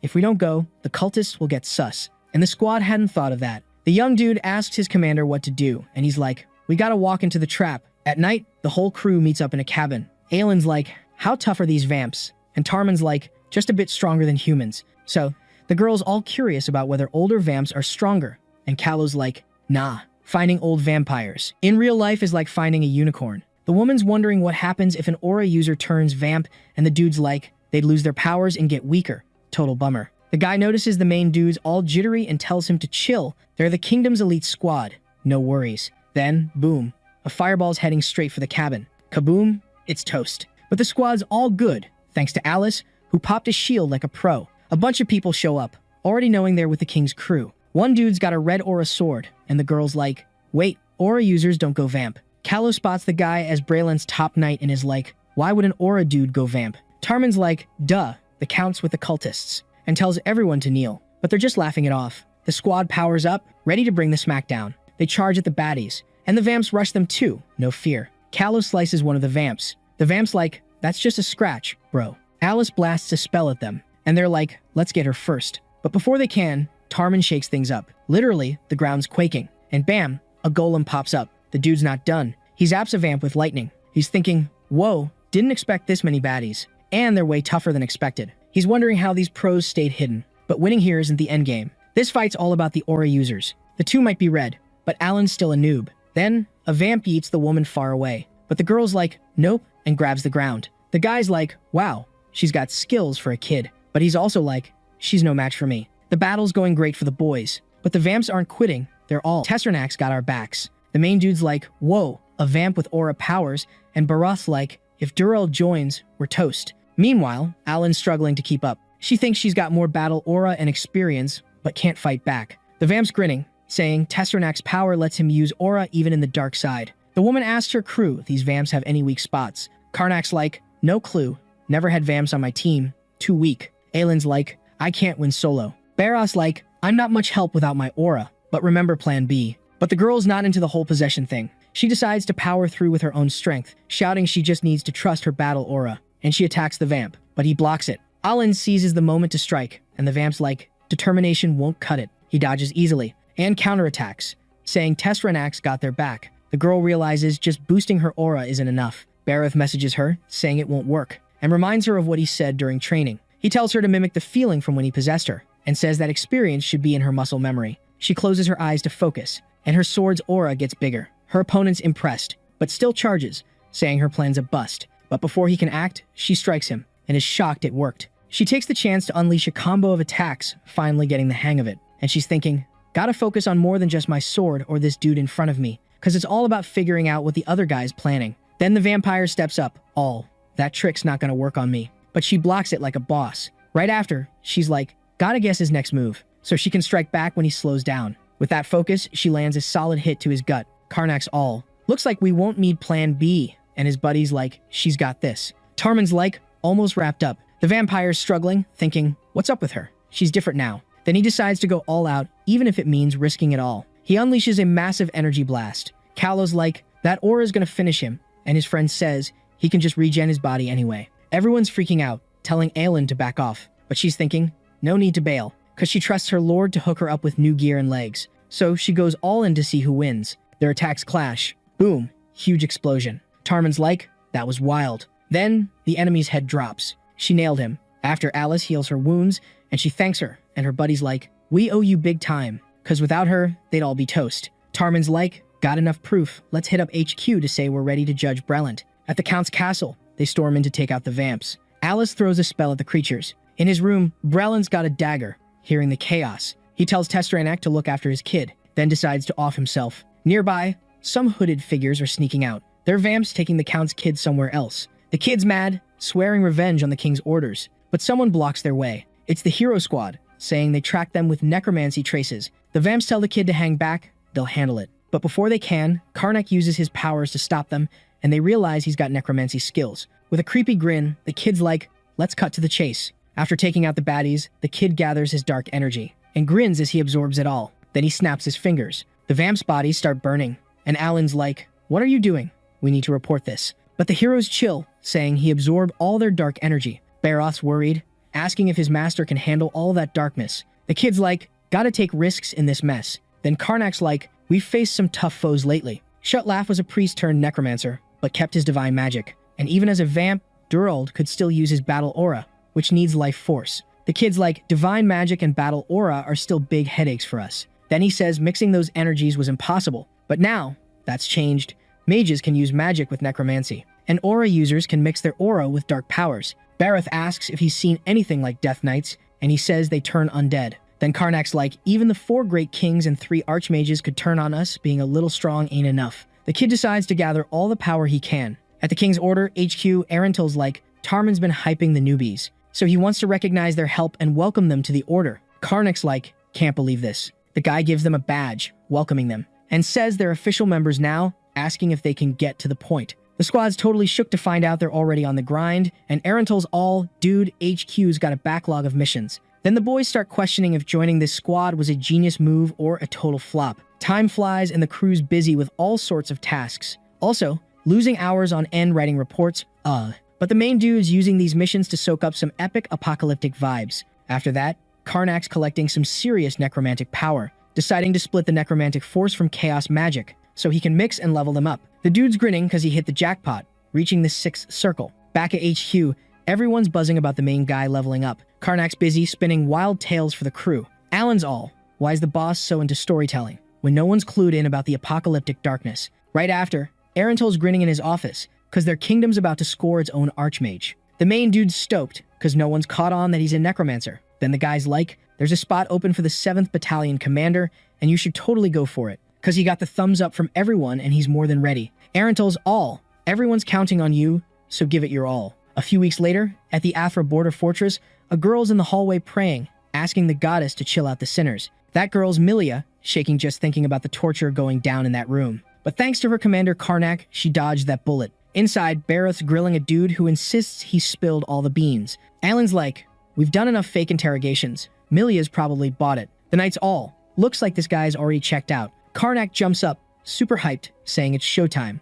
The main dude uses his skills to zombify the guy, but he just says Tessernak's the god of creation who's gonna flip the world. Seeing another flop, the young dude's like, how come none of them know their god's backstory? Right after, the girl's like, all we know is the Dark Church is run by 3 big bosses and 6 cardinals, with 13 archbishops under them. Each area's got bishops running the show, making it easy to cut ties. Baroth's like, if that's the case, we gotta nab a bishop. The main dude's bummed, because they need someone higher up. In his office, Arentil's sweating over giving the squad a mission. Karnak's curious about who's got the guy so worked up. The guy spills that it's the 2nd prince of the Eustil kingdom, Alfred. At first, the boys are shocked, but they see this as their big break. In Eustil, the king's 2 sons are duking it out for the throne. There's Lyod, the 1st prince, and Alfred, the 2nd. Normally, the 1st prince would snag the throne, but there's a twist. Duke Wheeler's daughter got hitched for family reasons, but no kids for over a decade. Needing an heir, the king brought in Marquise Talain's daughter as a sidekick, and boom, she's pregnant 3 months later. She pops out Lyod, and the king's over the moon,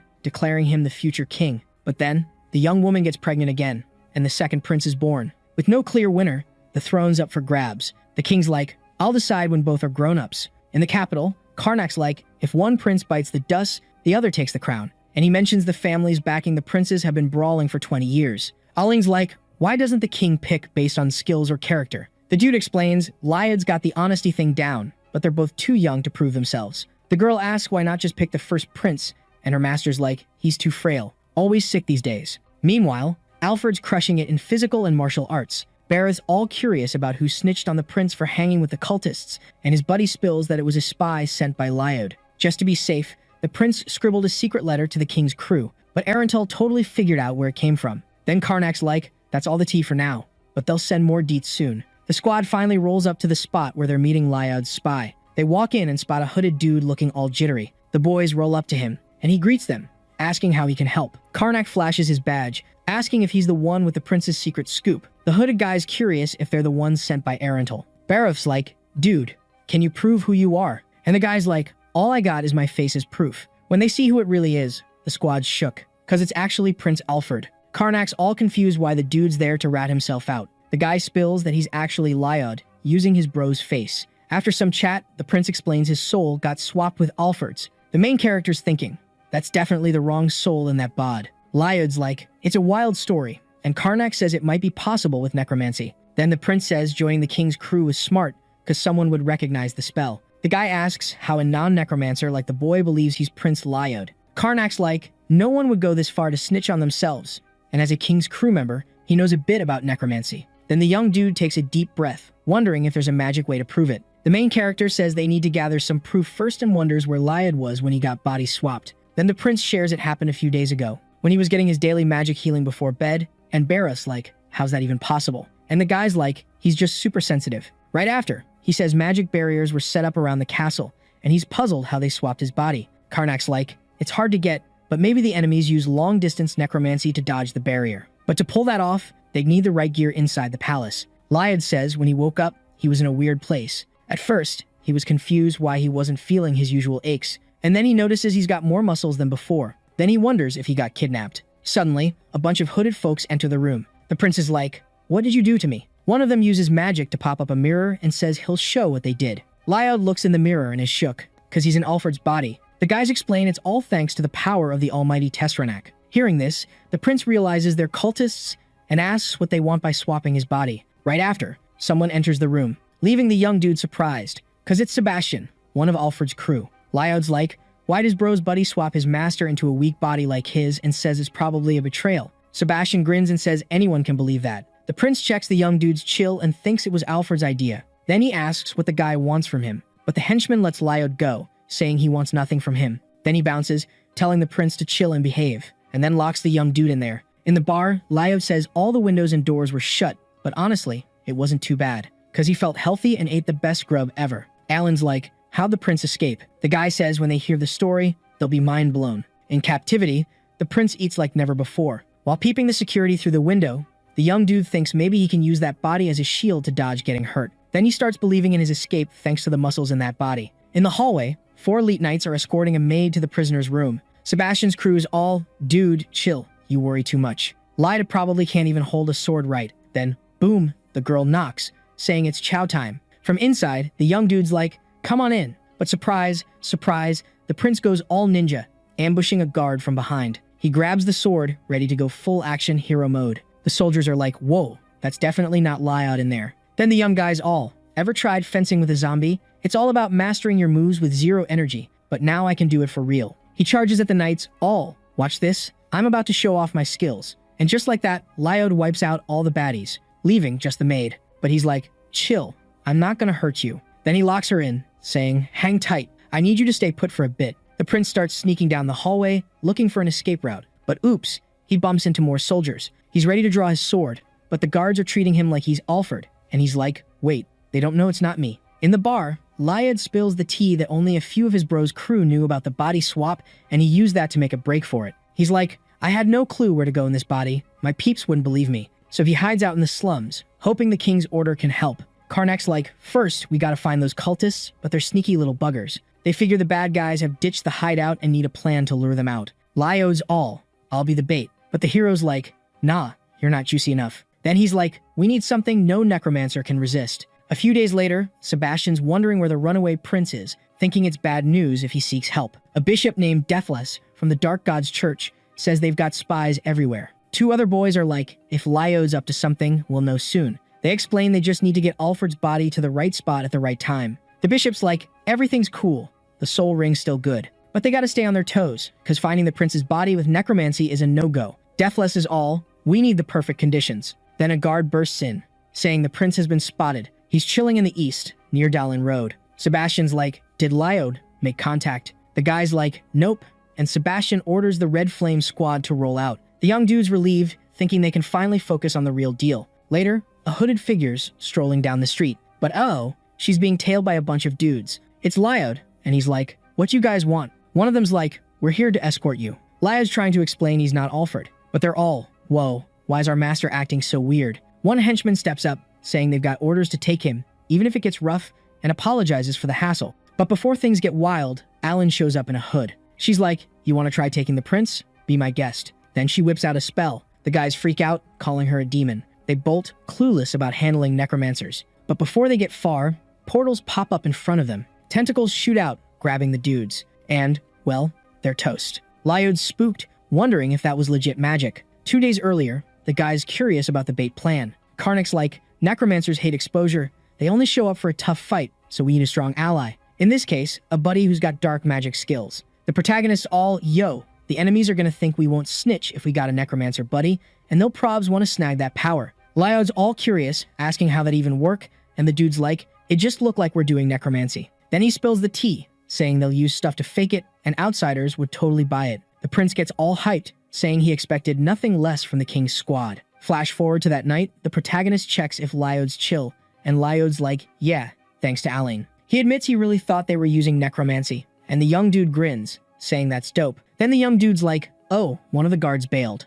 But Karnak's all, no biggie. We just needed those necromancers to bite. Later at the Alfred crib, Sebastian hears his crew got hit by necromancy. He's shook to see Lyo rolling with folks using banned magic.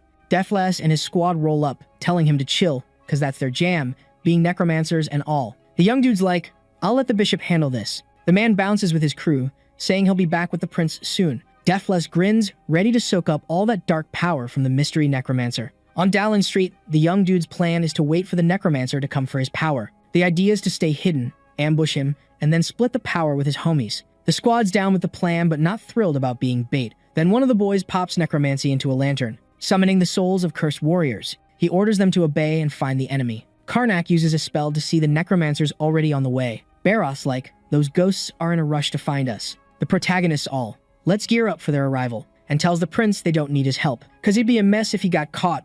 And Lyo's like, cool. But he's curious why they're packing random stuff like a frying pan and a broom. Karnak grins, saying those are their secret weapons against necromancers. In the streets, the ghosts keep hunting for their targets, phasing through a restaurant's walls to track them down, freaking people out. From a distance, Alan's wondering why the souls are dragging innocent folks into this. Baroth's like, at least they're not hurting anyone. And the girls all, why do it then? The knight explains they could off them to get more minions, and his buddy's spooked. Then a ghost zooms through the wall right behind them. Something's up with the soul lantern. The necromancer notices one spirit got wrecked. His buddy asks where the ghost bit the dust. Then, a dark power shows up behind them. The boy's quick to send his spirits forward, and the ghosts charge at the kids. One necromancer's like, are those the targets? But they start thinking it's sus, because the boy's facing spirits with a mop, and the girl's wielding a frying pan. The enemies wonder if it's some kind of necromancy. Baroth uses the messaging system to tell his buddy to stick to the plan. Then, they keep taking down those creatures with their everyday stuff. The necromancers decide to wrap it up fast, and open a portal, unleashing chaos hands. The knight's impressed by the enemy's skills. A hand lunges at the boy, but he dodges like he's busting a move. Meanwhile, Alan stomps over the hands, all fired up. Baroth tells his buddy it's time for the next phase. Then, they toss their stuff in the air, grabbing their swords. They slam their weapons down, making a magic wave, smashing the enemy's barrier. Then they grab their stuff again, and Baroth's like, you'll need to do better to beat us. One boy ditches his cloak, saying he'll handle it. Then the necromancer starts morphing. Alan's like, dude's turning into a demon. Baroth splits from his buddy, telling her to do her thing. Then, the girl starts battling the enemy. The demon's all, yo, she's good, but she's stuck in that human bod. The woman fires back, this monster's got nothing on me. The necromancer's like, I'm so done with this human, and goes for the attack. But Alan's got her trusty frying pan, blocking like a pro. The baddies are all, seriously, again with the pan. They're scratching their heads, wondering what kind of magic that is. From a distance, Karnak's grinning. They have no clue those things are just regular old kitchen gear. Turns out, the pan and mop are just distractions for his dark energy tricks. The hero's thinking, okay, we're good for now, but they're catching on. One necromancer's like, wait a sec, something's off here. They're battling ghosts, but the dark vibes are coming from somewhere else. He spots it's coming from a rooftop. Realizing they've been played, the boy's like, forget these guys, the real deal's up there. Baroth and his buddy rush the demon, who's all, oh no, they figured it out. He blasts power, saying they just need to take down the master. The attack smashes the hero's shield to bits. The demon's laughing, that was too easy. But Karnak's like, nah, I'm still good. Aelin and her buddy sneak up from behind, landing a solid hit. Boom, the necromancers are caught. Baroth's like, wake up, you clowns. One kid's all, we won't let this slide. But he stops when he sees the hero's dark energy is way stronger. Karnak's like, time for a little chat. The baddies realize they can't spill the beans, so they decide to stop their hearts for Tessernac. The hero's like, seriously, that's what you call necromancers. He yanks their souls out, threatening to send them to the underworld, so they spill the tea. Karnak's like, let's take this convo somewhere chill. Baroth's wondering what to do with the bodies, and his buddy's like, bring them, they might come in handy. He remembers Leod said there were 3 cultists, so they're still missing 1, and these 2 could be bait. Alan's like, where's this 3rd necromancer hiding? Meanwhile, Deathless is sweating, didn't think his crew would flop so fast. He's kicking himself for falling for such a basic trick. He's trying to figure out their power levels, but he can't let them slip away, needs that dark energy trio. In a creepy house, the hero's grilling the hostages with undead magic. The boys spill their Bishop Deathless's crew, and they're under Cardinal Hudel, who runs the Still Kingdom. Karnak's like, who's this bishop dude? One kid's like, he's a necromancer chatting with the big bosses. The hero's like, aha, that's the 3rd guy we're after. He asks how they broke the divine barrier and swapped the prince's body. The kid explains they cursed Prince Alfred, not his bro. He says the curse made it easy to swap bodies with Alfred, didn't even need Lyod. Karnak's like, even if Lyod's the winner, his will matters. The necromancer says they use a magic mirror to show the prince for the ritual. The hero's curious why Alfred chose his bro's weak body. But before they answer, boom,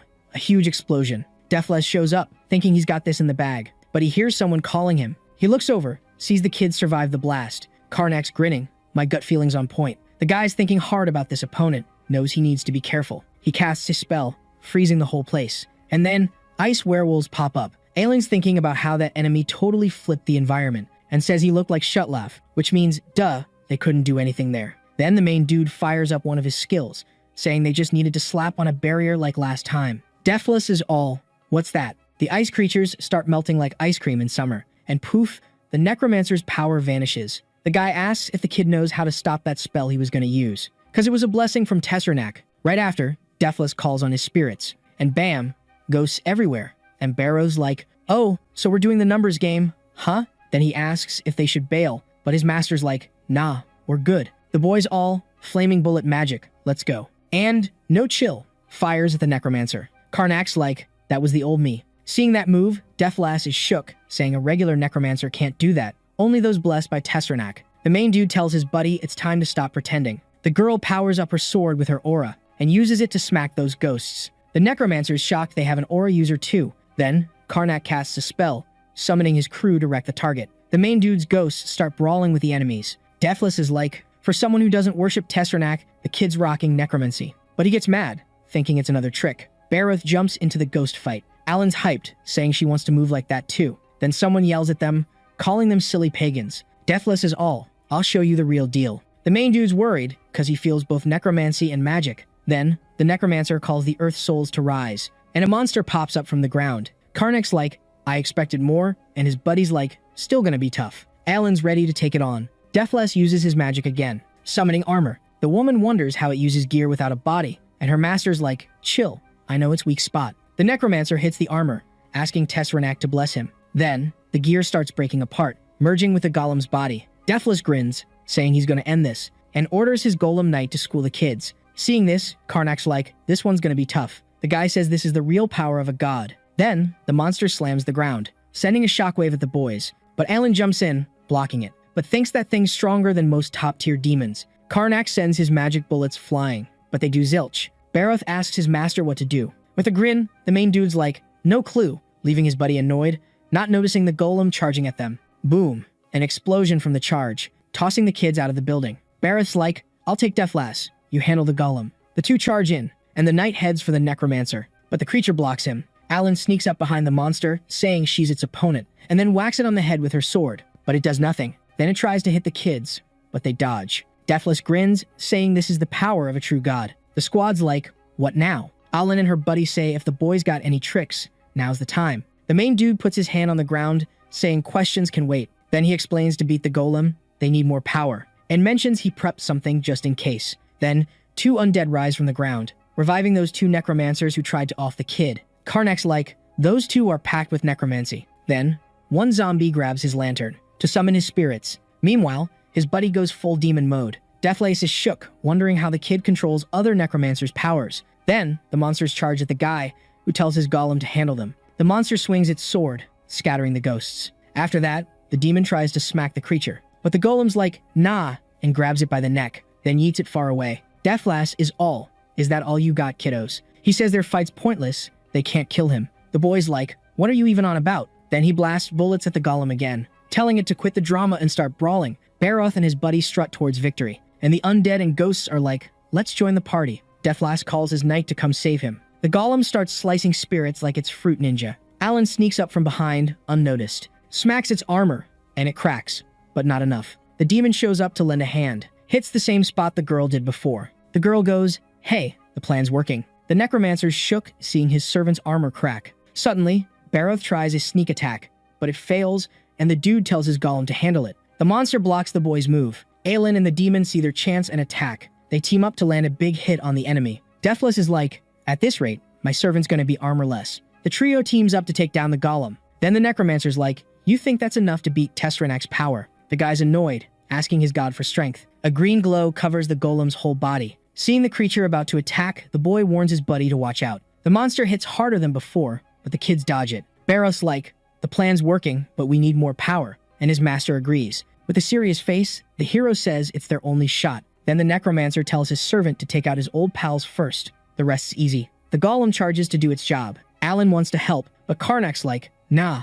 let them fall into the trap. Then the undead's chests start glowing, and they self-destruct, leaving nothing behind. The necromancer's like, how can a human be so cold? Karnak laughs, funny coming from a necromancer. Deathless figures they'll try to get info from him, so he decides to end it, and just like his pals, he stops his own heart. The hero's like, guess he wasn't that smart after all. But then the boy's body starts glowing green, and his soul leaves his body. Karnak realizes the necromancer planned for his soul to go to Tessranak. Elaine's like, the boy's soul is escaping. The boy's frustrated, realizing he underestimated his foe. But suddenly, Deathlace's soul pops up, confused why it's not with Tessranak. Baroth grins, dude, you messed up big time. The hero joins in, you gotta nail the basics of necromancy. Karnak chuckles, can we get back to our chat? Later, they take the necromancer's soul to a secret spot. Alan asks if his master can keep using that interrogation magic. Baroth says it's risky, but nothing compared to the hero. Then the boy calls his servant over, but something starts coming out of Deathlace's body, and a demon appears, making the girl wonder what it is.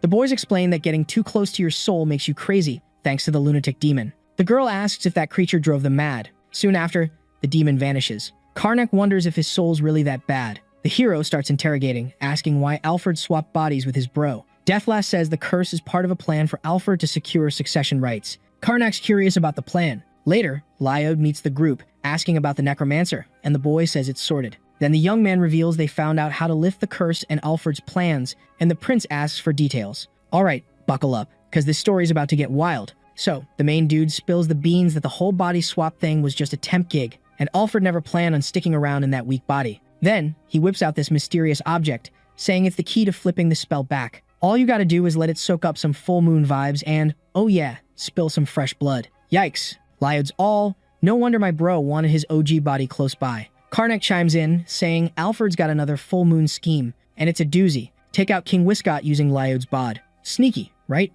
The plan? Visit the king, wait for the right moment, strike, then bounce back to his own body. The prince is like, how's my bro gonna pull that off with his noodle arms? Karnak's like, dude was banking on getting caught. Lyod's mind is blown and he's wondering if he just needs to chill till the full moon. He jokes about chugging poison before swapping back, but Karnak's like, nah, bad idea. If one body gets wrecked, you're stuck. Then, Karnak's all, Alfred might not even know his body's MIA. Prince Alfred's chilling in his room, probably using necromancers to keep tabs, but now he's flying solo. The main dude's curious about Alfred's next move now that it's dark, and Lyod's like, he'll probably hit pause on his evil plans. Someone asks how to convince folks, and another wonders why he'd want to switch back. Healthier bod, duh. Karnak explains the spell is a temp fix because the soul and body don't vibe.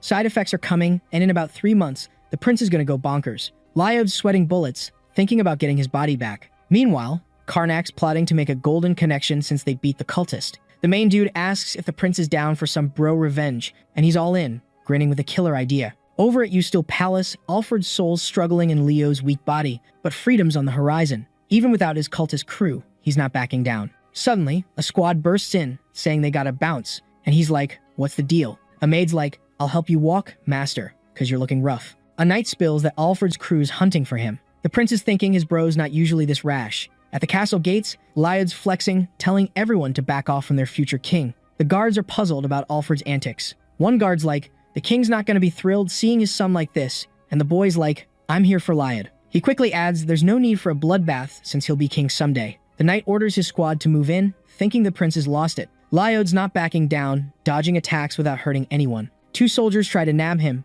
but he shakes him off. The knights realizing they can't stop him without getting rough. Then bam, a blue light zaps the palace, catching everyone off guard. The guards are shook, wondering if Alfred's got backup. Karnak and his crew roll up, calling for the knight. The knight's like, who are you guys? And the boy's like, we're with the king, here on Lyod's call. They hand over a letter from the prince, and the soldier's like, that's legit handwriting. Lyod's got a plan. He's stoked, cause if things go south, there's a scapegoat. The prince is curious about these new folks, declaring no one's stopping him. Karnak's like, we'll handle Alfred. And the knight's like, cool, but don't hurt him. Alan steps up, ready to handle business. The guys are stunned because the girl's an aura user. They charge at each other, and it's on. And the woman almost clocks the prince, like, whoa, close call. The two just lock eyes, like they're in some intense staring contest. Meanwhile, Bareth's over here, dropping battle tips like he's a coach or something. Then bam, Alan lands a hit on the young dude, and it's game over. The guy's down on his knees, and the knights are all, is this confusion finally done? Karnak whips out some magic to lock down the prince. Lyod's all fake annoyed like, get these chains off me, guys. The knight's super grateful, saying the boys wrapped up that mess in record time. Then he tells his crew to hold the prince until they get the royal thumbs up. The main character rolls up, asking if he can chat with Gilliard for a sec. In his room, Alfred hears his bro got nabbed and is under kingly watch. He's all curious about what's gonna happen with dinner with dad. The maid's like, for your safety, dinner's a no-go. Then the prince is all, how are we gonna get fresh blood if I'm stuck here? Suddenly, he starts glowing like a human glow stick. And poof, Alfred's back in his own body. He's super annoyed, like, what just happened? Then Karnak's crew barges into his cell, and he's all, who are you guys? The main character's got a needle, saying, names aren't your business. A few days later, the squad finally meets Lyod in his real body. The prince is all thankful, saying without them, he'd be toast thanks to his bro's tricks. Karnak's like, just doing my job, dude. Then Lyod spills that Alfred's crew got totally wrecked, and the investigation's going strong. The guy's only bummed he can't give them a proper reward. He says he kept the whole incident on the down low, as requested. Then he tells the prince that taking down some necromancers is reward enough, and the prince gets all emotional. Bareth's curious about Alfred's fate, and Lyod's like, it's top secret, but I'll spill. Turns out, his bro self-terminated in the cell. Then he mentions the clerics found some spooky darkness in his body, definitely necromancer stuff. The main character's pals think the author was his master,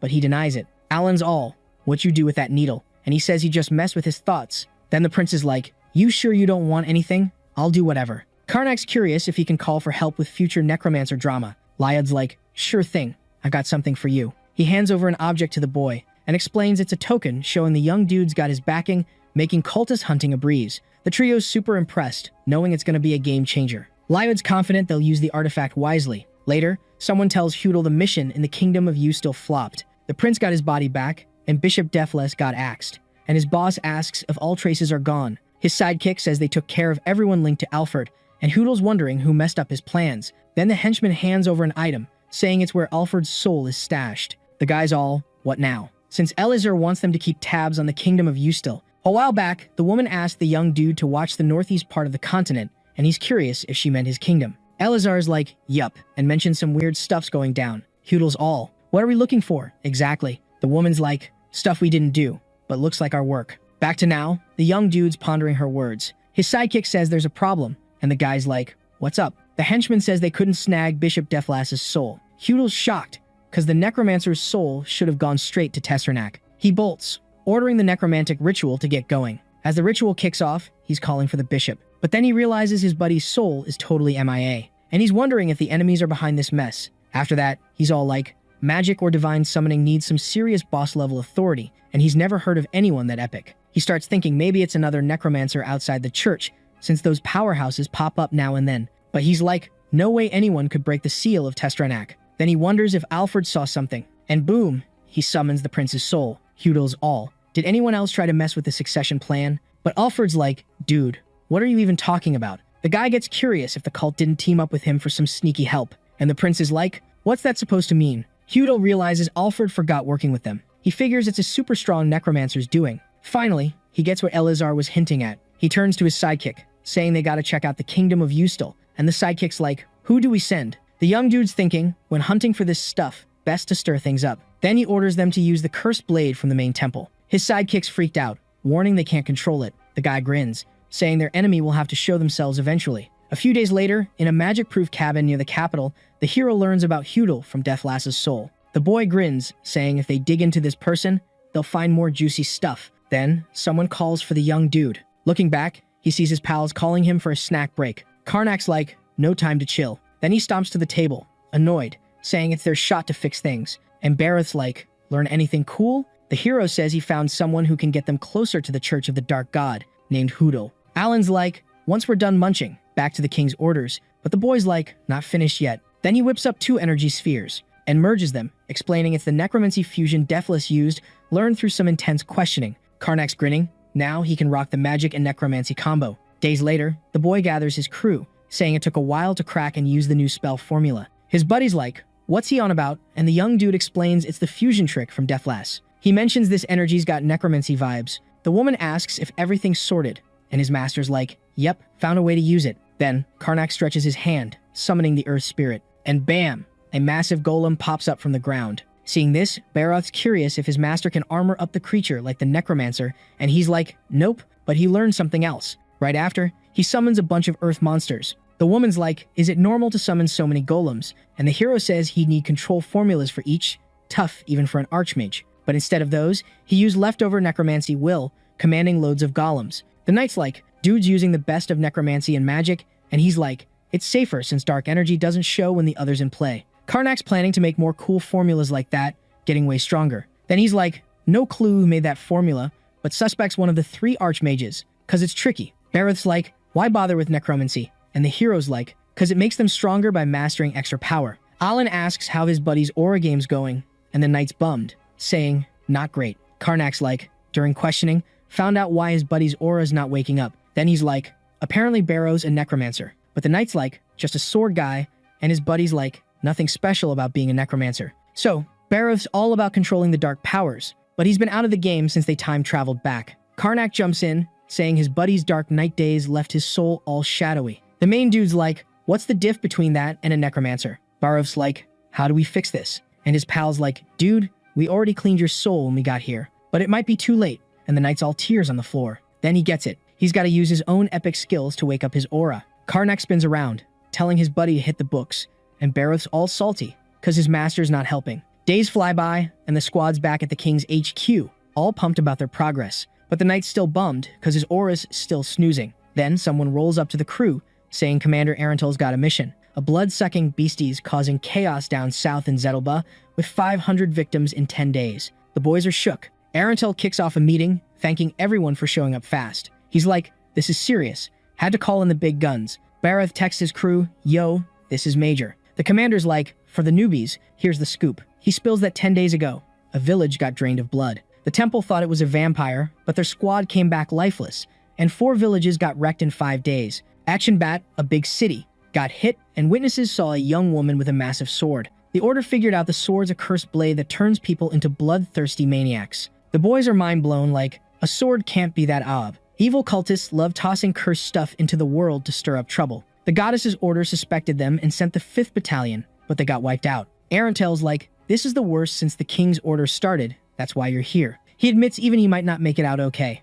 Karnak's like, no cursed sword can beat a purple knight like Arentel. And Alan's like, how do you know? The main dude's like, as a necromancer lord, I've never seen anything like it. The girl's like, hard to trust you, dude. But he insists it's impossible for a human to wield such a powerful cursed blade. He starts thinking there's more to this. The commander's ready to help, but someone at the table's like, nah, you're one of the few purple knights, it's a trap. The young guy's like, Arentel, let us handle it. The commander agrees, appointing Zekan as leader and Karnak as vice leader. It's a team up with battalions 1 and 7 to stop the cursed blade. As night falls, the vampire hits another village. The squad reaches a small village in Zedelba, but it's already trashed. Zilkin's like, was this Merida, the cursed blade? His buddy says survivors are hiding in a temple called Seisha. The dudes relieve and asks 2 girls if they've tracked the sword. Milia, from the 7th Battalion, spills the tea that they found some spooky dark energy leftovers from the cursed blade leading to the forest. Alan hits up his master, asking if he really thinks they found the weapon, and the boys all, yup, looks like it,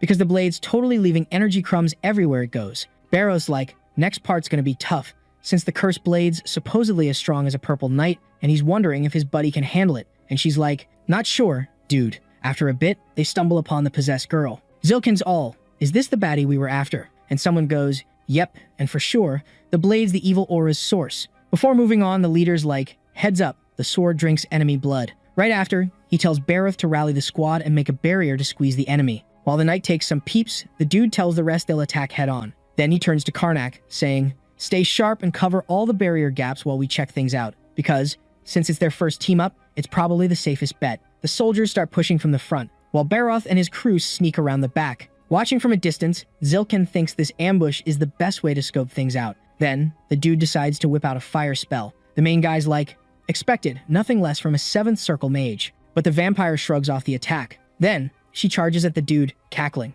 but one of the knights blocks the hit. One of the guys tries to sneak in a hit while the enemy's guard's down, but the vampire spins around, blocking it. Then, the woman starts taking on all the knights at once. Zilkin uses his skills to make it rain ice, but with just her aura, the woman shatters the icy spears. Even defending herself, the girl ends up with some frozen bits. 2 knights seize the chance to try and take down the wild vampire. They swing, but miss her. And the girl, meanwhile, is laughing like a total psycho. Zilkin's like, with her slowed down, we can take her out. Right after, he tells Karnak to jump into the fight. Alan fires up his aura around the sword, telling his master he's good to go. Then, the woman charges at the enemy, landing a hit on the vampire, who, in turn, keeps grinning. The group's leader jokes that even now she's having a blast and thinks they might just win at this rate. Then, Karnak goes on the attack with the other mages. The boy stretches out his staff, saying with the crystal ball's eye, he can pierce the earth. Hearing that, the vampire starts screaming in pain. The knights are shook because just with the kid's approach, the woman's vibe totally changed. Right after, the woman turns and bolts.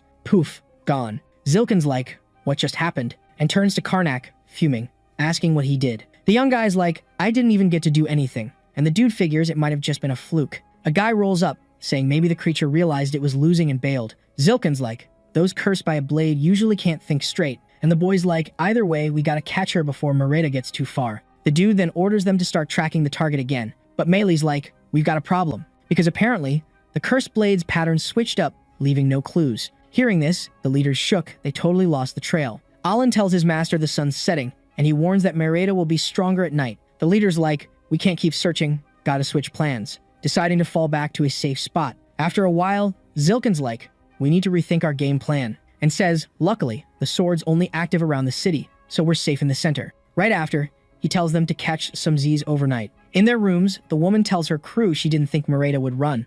It's just a fluke. Barroth, in turn, asks his master to spill the beans and questions what went down, and what he had done behind their backs. The main dude, totally clueless, just shrugs. Then, the knights all, why's the evil spirit scared of me? But he's like, seeing me like this shouldn't freak Merida out. Not like I'm the big bad necromancer lord anymore. Karnak's nodding, saying no way the spirit time traveled to see his pass, and the woman's like, it's just a fluke. Then, the convo gets cut off by the woman's stomach, growling like a bear. The main dude jumps up, saying they should grab some grub first. Feeling awkward, the woman's like, let's hit the restaurant, guys. Out on the streets, 2 knights leave a bar, stuffed and happy. One's like, we should crash. Tomorrow's gonna be wild. Then, the guys all, never seen a cursed blade like that, and his buddy's like, dude, we've seen crazier. Like Karnak, always doing weird stuff. Like when he stares at us without saying a word. Then, something grabs their attention, and it's Merida, right in front of them. One guy's like, why is she here? She should be chilling in the city.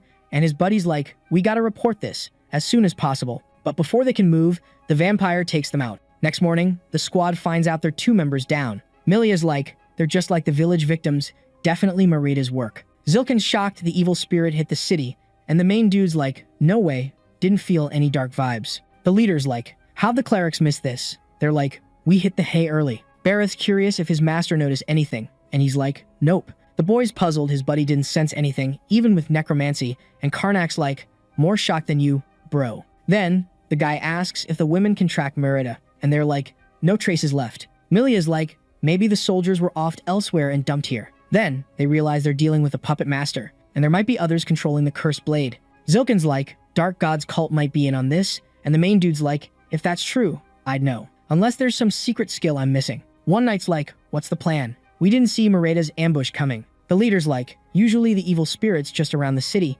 How'd it hit the center? Then, he's like, seems the vampires after the king's orders. His buddy's like, since she's hunting us, no need to hunt her. And Zilkin's like, just gotta be ready for a sneak attack. Karnak's like, let's crash in nearby rooms, so we can jump into action if something goes down. After a bit, the leader finds a spot for the crew. The main dude's like, is it cool to crash a noble's pad?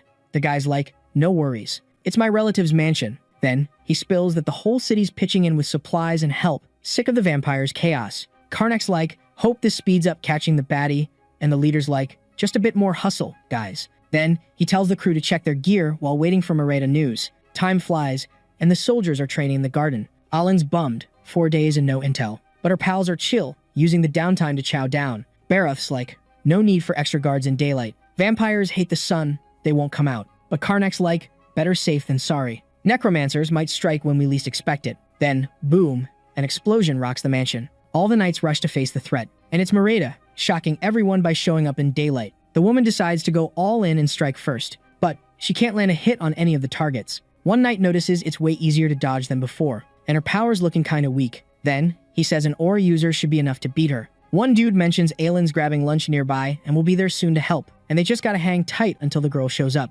Merida sees her chance to make a move on the guys, but she zooms right past the guards. Heading straight for a specific group, she attacks, but everyone dodges like ninjas. Still, the vampire's not giving up and keeps trying to hit them. People outside the fight are like, what's going on? Since the curse blade's only going for the 7th squad, and it seems she's after someone specific. Alin finally shows up in the chaos. Surprised, it's actually Merida. Then, the vampire takes a swing at the knight she's after, but Alin jumps in to save him. Seeing that, the creature's totally shocked. Then, the woman charges at her opponent, teasing, saying she expected more from her. Merida attacks again, but misses. Again. Right after, she decides it's time to bail. But the red-haired girl says she's not getting away this time. But when she looks, Merida's gone, like poof. She just vanished. Next scene, some extras are chatting about why the vampire attacked in daylight, and one asks if she ran off without taking anyone down. Zilkin calls a meeting, saying the enemy invaded but bounced as soon as she lost the upper hand, and mentions it means the spirit's got some brains. One of his pals says it's hard to believe that thing's actually conscious. The leader switches topics, saying the cursed sword's target was the king's order, and someone asks why. Zilkin asks if Karnak's got any clue what's up, and the boy says something weird happened in the forest ambush. Kaz Merida seemed to be aiming at specific targets, and his buddy notes the first 2 city victims were also from the 7th Battalion. The leader remembers the vampire started acting odd when Karnak, leader of the 7th Battalion, showed up and wonders if the cursed blades linked to the 7th Battalion. But the main character says the woman can't tell people apart by their battalions. Alan mentions it'd be great if they had some kind of proof, and the guy's curious how they could do that. And the woman suggests switching places. The 1st Battalion can move to the outer houses while the 7th stays inside. Then, she says they could wait for Merida to pop up again to see what she does and maybe figure something out. Zilkin says that's a solid plan. At night, the 1st squad's patrolling outside the house. One 7th Battalion member's getting jittery inside, wondering why they gotta wait to get ambushed. Meanwhile, a dude asks the leader if the vampire's really gonna attack again, and he says since she did it once, she might do it again. Then, he mentions they gotta stay alert, especially now that they know she can strike day or night. That boy stands up, telling his master there's gotta be some mistake, and it's probably just a coincidence. But suddenly, Merida crashes through the roof. Everyone scrambles to get ready for battle. Then, the aura users charge at the bloodsucker, but she dodges like a pro. The 2 team up to keep the fight going. The vampire looks at them all sad, deciding to make a quick exit. But this time, the 2 knights decide to chase her down, kicking off a citywide chase. Alan says they can't let the enemy get away. She and her buddy speed up to try and catch her, but the vampire spins around, launching an attack at them. Luckily, they activate the aura shield just in time. Then, boom, an explosion goes off, blasting the 2 away, giving Merida a chance to escape. The young guy says at least they learned something. Alan says the vampire's definitely after that young knight and it'd be smart to run a few more tests. Back at the house, Zilkin sets up a magic circle around the boy and says it'll erase any trace of him and keep it that way while he's in the circle. Then, the man comments the vampire's probably using scent and resonance to track her targets. Right after, the lady rolls up to the kid, telling him to chill there, because it's way safer. Lepin lets out a big sigh, saying it feels like he's in jail. Next morning, everyone's buzzing about how the knight didn't leave his room. One dude cracks up, saying the guy must be super annoyed. Boom. Out of nowhere, there's an explosion. And guess who's back? Merida. Everyone's shook because Lepin's still chilling in his room. Then, Merida fires off an attack, but it starts dodging people like it's got a mind of its own. Everyone's like, whoa, it's heading straight for Frost. But before anything wild happens, Alan swoops in to save the day. His buddy sees a chance to finally take down the vampire. Merida's all frustrated, deciding to bounce again. The guy's like, how's that thing so speedy? With all the chaos, Zilkin hears the vampires back, attacking another 7th Battalion member. He's like, this can't be random. The young dude's all, Karnak, you sure you don't know what's up? And Karnak's like, no clue. Frost steps up, asking if he can throw out a wild idea. The main guy's like, sure, hit me with it. The knight's like, seems like Merida's picking off people closest to Karnak. Cause, when the vampire ran after seeing the main guy, the attack order matched who was around him. Baroth's like, that actually makes sense. Frost admits it's a crazy thought, but they're out of ideas. Harris says, whatever we think, it's something we can check out. The boy spills that, according to the order, his buddy Krant's next. Zilkin's like, let's put Frost and Lepin in the magic bubble and not tell Krant. That night, another attack goes down. The leader sees the vampire hit the young dude, just as they thought. Karnak's wondering if there's really a connection. Later, they have another meeting, and Zilkin's like, at least we know Merida's pattern now. He suggests using this to trap her. Someone's like, let's head to a less crowded spot, and Alan's like, that'll make chasing her easier. Zilkin decides they'll move to an open field with a clear view. Then, he mentions setting up a command post to the north, waiting for the cursed blade. Once they're at the new spot, the leader tells everyone this is their best shot at handling Merida's surprise attacks. He says the plan is to keep Lepin and Frost at the camp, and they'll jump into a magic barrier when the lady shows up. The guy says they aim to separate the blade from the girl, trying not to hurt her. A young girl asks if it'd be easier to just take her out. But Zilkin's like, nah, we save every life we can. Alan gets all emotional, saying the guy knows how to give a speech. Baroth asks if his master plans to harm the girl, and he says no, because turning her undead would be too obvious. Then, the leader tells everyone to wait for the cursed blade in their spots. By late afternoon, everyone's chilling around a campfire. Lepin asks Karnak how long till the vampire shows, and the boy's like, not long. She attacks daily. Then a guard's like, Merida's here. The vampire rolls up to the camp, grinning. Zilkin quickly tells everyone to get in position. Everyone starts moving to kick off the plan. Baroth tells some they're leading the first defense line, warning not to give blood to the cursed blade. He orders everyone to focus on defense, wearing down the enemy. A bunch of knights charge at the lady. Baroth tells his crew to keep pushing, giving her no escape. Loads of people attack her at once, but she defends herself like a pro. Merida gears up to launch an attack. She hits the ground, almost getting everyone on the battlefield. Baroth peeps the sun dipping down and he's like, oh, this is gonna get tricky, cause vampires get all beefed up at night. The kids all, yo squad, hustle up and hit her blind spots. 2 knights sneak up behind Merida, but she's like, not today, and sends them flying. A young girl tries to sneak in a hit, but nope, the vampire's got ninja reflexes. She's blocking attacks like a pro. Then she jumps back, and boom, makes a huge explosion to keep moving.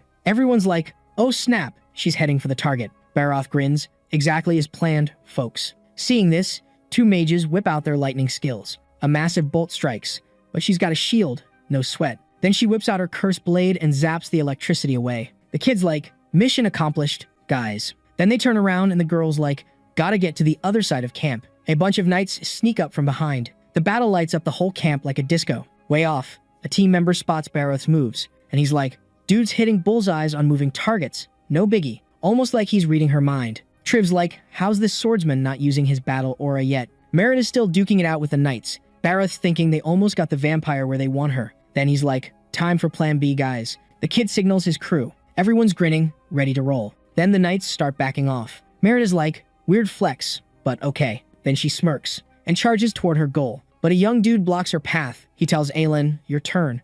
And she's like, ladies first. The girl faces off with the vampire, leaving the villain super ticked off. The knight sees the enemies running on empty. Aelin's like, less chat, more action. Let's wrap this up. The girl's buddy tells Frost to hit the trap, and the young dude takes off, while his pals keep the vampire busy. Frost finally finds the cave entrance. Alan's like, get in the magic barrier, stat. The knight bolts to the magic circle. The vampire tries to stop him, but Frost makes it inside the barrier. Murray is like, what just happened? The girl's like, everything's going smooth, she's clueless. Then she turns to the cave. Final stage, guys. Zilkin's like, Lepin, you're up. The kid steps out of the barrier. The vampire senses him and zooms toward the cave. The girl joins the leader and his crew. Zilkin's like, Lepin, step back. Then Triv throws down with the cursed blade, wrecking the cave. The knight gets pushed back, Marita charges at the vampire. Zilkin fires off his electric shots, but she blocks them. No time wasted, he throws fire magic, but the vampire's like, missed me. Triv jumps in and attacks, but she dodges again. Merita's getting stressed from the pressure.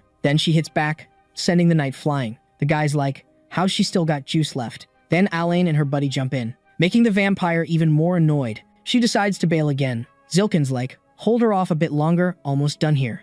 The girl and her buddy chase her, but can't land a hit. Triv charges straight at the vampire, but she knocks him down. Then Marita flies to the exit, laughing, but she runs into Karnak, who's like, where you headed? The kid's curious about this creature. For some reason, she freaks out and flies back to the cave. Zilkin's like, bringing Karnak was genius. Then he uses a crystal power on the vampire, trapping her in. Merita tries to escape up top, but the cage locks tight. The vampire's freaking out, banging around. Zilkin's like, it's all on Karnak now. The hero powers up his staff and slams it down, creating a bunch of shiny chains that latch onto the cursed sword, making the vampire super mad. The leader's all, the ground's not enough, it'll break free. Marita's like, nah, and puts in more muscle, and the chains start popping off the ground. Our hero snaps his fingers, calling on the earth's spirit, because he saw this coming. Boom, golems pop up everywhere. Zilkin's all, whoa, a genius archmage in you still. The boy's like, yo, take down the baddie. All the golems grab the chains tight. Aelin zooms in on the stuck vampire and locks her arms down. His buddy jumps in, yanking the girl from the cursed sword, but the leader's like, not done yet. Triv swoops in, slicing the aura linking her to the sword. Zilkan flexes his skills to tame the blade. With the sword locked down, Karnak's like, I'll keep it trapped for now. Then the dude's all, how's the girl? And Alin's like, not a scratch on her. Zilkin bounces out of the cave, firing blue lights, and joins the squad, saying he called the clerics to seal the sword, but a knight's like, something's fishy. Cause the girl fought but barely got a bruise, and he's curious if the sword gave her some buff. Then, the girl wakes up and freaks out, jumping away from the strangers. Triv's like, uh-oh, something's off. A weird aura wraps around her, and she yells about saving humans. Everyone's like, whoa, she's a purple knight. Suddenly, she vanishes and reappears behind Triv, kicking him right in the face, knocking him out cold. Then she knees another dude. Facing Aelin and the leader, she insists on defending humans and smacks Zilkin, leaving just the girl. She charges at Alan, but Aelin dodges her kicks. The young woman senses her opponent's killer vibe and wonders why it's different with her. Then, the girl almost gets hit by some shots.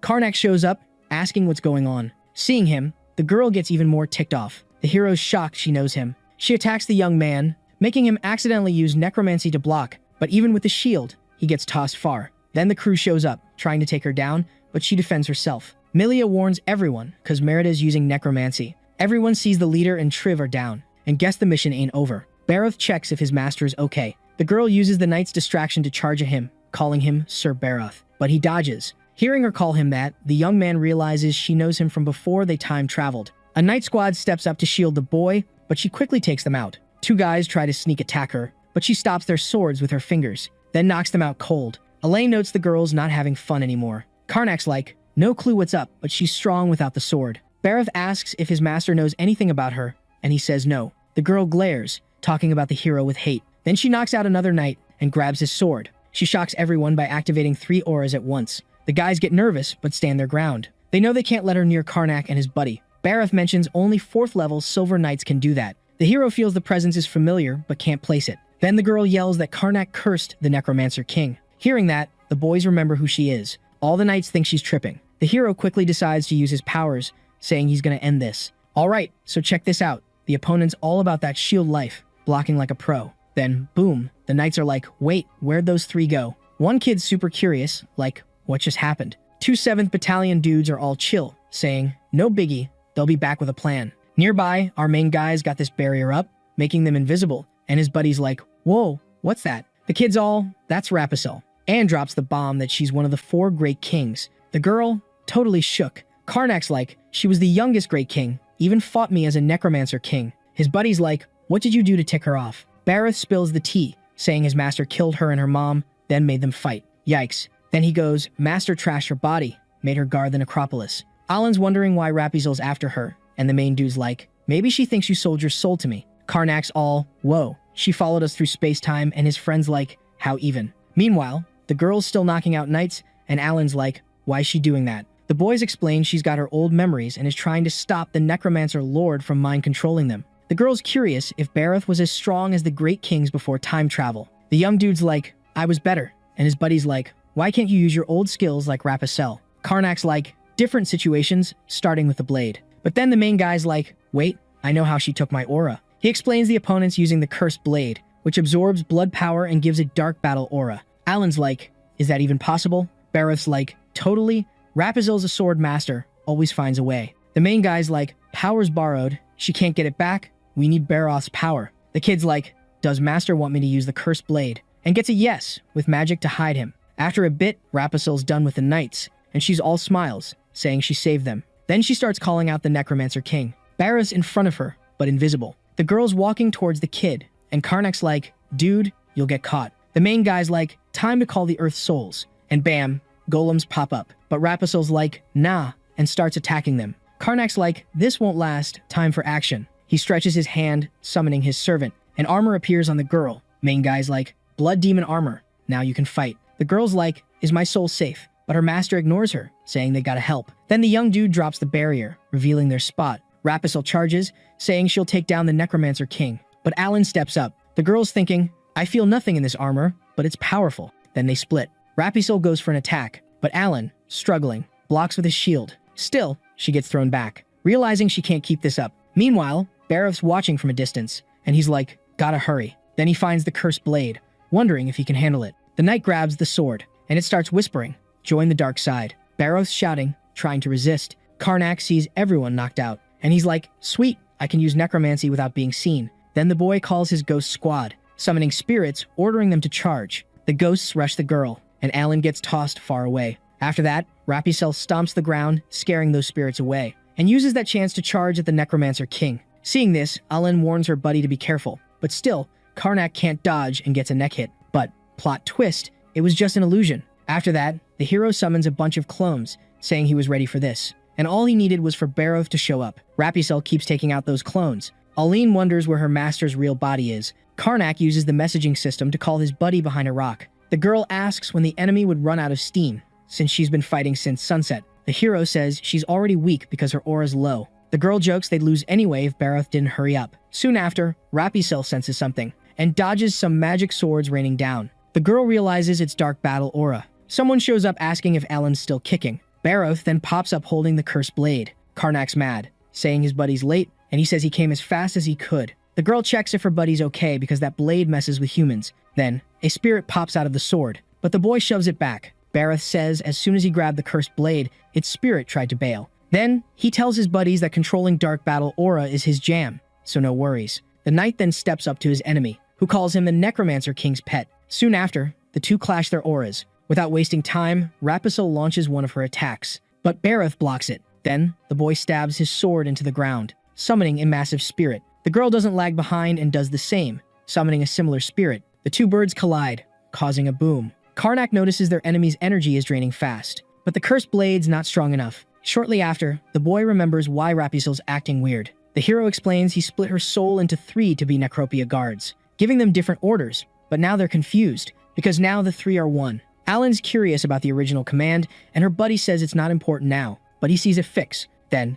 he says if the 3 soul parts are recombined to heal her, the girl would chill out again. The young guy wonders if he can handle the healing magic, since he hasn't used it yet. Then, he starts his magic, creating a circle around him. Meanwhile, Bareth keeps battling his enemy, and asks what his master is doing, and he, in turn, asks his buddy to hang on a bit longer, as he'll seal Rapizel's memories to heal her soul. The girl charges, taking advantage of her enemy being distracted. Luckily, the knight dodges. Without giving him a break, the girl sends a flurry of slashes his way. Bareth's frustrated because the blade's acting up again. The boy gets a cut on his arm. Then, the cursed blade's soul tries to escape again, leaving the young guy hanging. Karnak's not happy because he needed more time. Seeing that, Rapizel grins, and hits her enemy's hand, separating him from his weapon. Along with that, Bareth starts feeling pain in his shoulder. The girl seizes the chance to try to end the fight, but Alan arrives just in time to defend her buddy. Mad about that, the girl kicks the woman in the stomach, sending her flying. Without wasting time, Rapizel charges at her enemy again, but she blocks it. Bareth realizes his buddy's a real prodigy,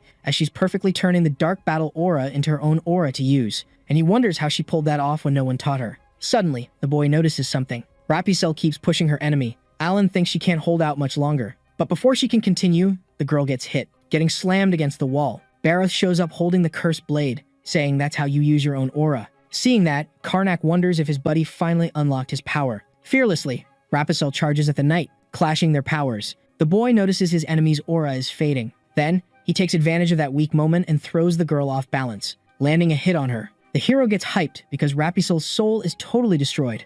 Alright, so the dude finally decides to whip out his magic skills. Boom! A massive energy circle pops up around the girl. She starts screaming, like, ouch level pain. Then, bam! She's out cold on the ground. Barath's all, phew, that was close. His squad rolls up, asking if he finally got his aura game on. He's like, kinda, thanks to my opponent, and Karnak's all ears, wondering what he means. The boy remembers his master saying he's not much different from a dark magic necromancer. He knew how to use battle aura, but was figuring out how to store it up. Then, he found a perfect example right in front of him, so he copied his opponent's move, but he admits he still needs time to get it down pat. Karnak's like, hey, that's good news, and his buddy says now he can use that skill to boost his battle aura. Soon after, the girl wakes up. The main dude tells his crew he wiped her memory, so she won't remember a thing. The boys grin, asking the girl if she knows them. She just stares at them, all silent. The boys start sweating. Then she asks who they are. Karnak wonders if she remembers herself. She says she remembers the boy calling her Raphael. The main guy freaks out, realizing he messed up. They ask if she remembers anything else besides her name.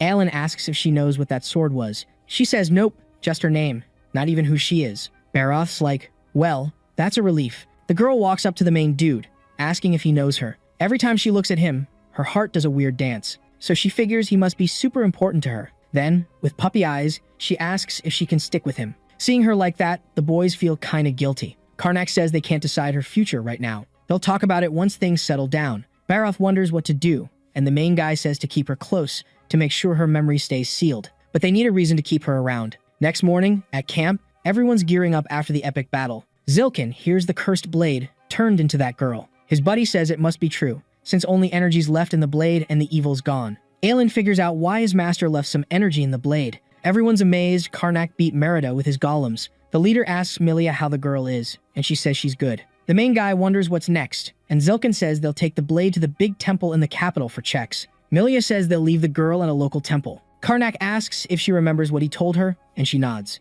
Alin asks if they can take care of the girl. The girl says she sees potential in her with the sword and wants her as an apprentice. The mage agrees. Zilkin's happy with their plan. The girl gets pumped, saying she'll give it her all. Then, the main guy pulls the commander aside for a chat. Outside, he asks the commander to write a letter saying he handled the problem solo. Zilkin says no need, he doesn't want all the glory. Karnak says his buddy took down the cursed blade. They were just backup. The commander wonders why he should do that, and the young guy says people are jealous of his quick rise. Zilkin agrees, saying his fast climb made him a target, but the young guy feels weird about tweaking the report. The boy says there's no need to alert everyone that they couldn't figure out the cult's plan. That way, they avoid criticism that could mess up their work, and the commander agrees. The protagonist grinning because he snagged what he was after. Then, Zilkin gives Karnak a big thanks for all his hard work, saying if he ever needs anything, he's got his back. Fast forward a few days, at the King's HQ, everyone's buzzing about how Zilkin and Triv handled Merida. Someone pipes up, saying the 7th was probably bummed out. Meanwhile, Barath's getting props for waking up his aura, which makes him all shy and stuff. Right after, Karnak shows up, and his buddy asks if he chatted with the commander. The protagonist nods, saying he did and asked for some vacay time, because he's got some stuff to sort out with Raphael. Then he realizes it's kinda weird leaving the girl alone at an inn, so he decides to get her a house. Down south of the capital, at Karnak's crib, Aelin's training the girl. The protagonist's watching, but then Barath pops up. The dude gets a bit spooked, and Barath says his master was super into the girl's training. Karnak says he was just making sure her memory was locked up, and his buddy gets curious about why he was hiding. The protagonist explains it was cause of the way the girl looks at them. Then he spills to his buddy that he's got some hunches about how Raphael could mess with space-time. The boy says there's probably someone who knows how to do a time rewind spell. Barath chimes in, saying even the 3 archmages couldn't pull that off. And even the 4 great kings can't do it, so who could? Karnak reminds his pal about the space stone they used to time travel. The boy says he thought when they left, the past would change and the future would vanish. With that, the protagonist starts thinking the stone's still around. And Barrow says it doesn't mean someone can time travel. The boy recalls when he was the Necromancer Lord, he left 3 peeps he was keen on using smartly. And he says they were more than capable of researching the stone and learning to time travel. Barath adds that if that's true, it's his master's fault again. Right after, Karnak says it makes sense they sent Raphael, but he's curious about how to prove this theory. Meanwhile, in Elazar's tower, the woman gets the scoop on the shady folks she asked about. In her report, she checks out the descriptions of Zilkin and Triv. Hudel says those two apparently took down the cursed blade, and at the scene, the sword had dark vibes, but nothing beyond its original energy, making him think they secretly use necromancy. The woman realizes this means they haven't been fully busted yet. Her sidekick suggests they hang back for now to scope out those folks. Then, Elazar finds out the cursed blade wiped out hundreds in just a few days. Shocked, she asks if the report's for real, and Hudel confirms it is, and it was all done by an orphan girl. The woman wonders if there's something special in the cursed blade's soul. Elazar then orders her sidekick to grab the cursed blade, and Hudel says now it's just a regular sword, and they probably won't learn much from it. But still, the woman says she wants the cursed blade, because she's got a weird feeling about it.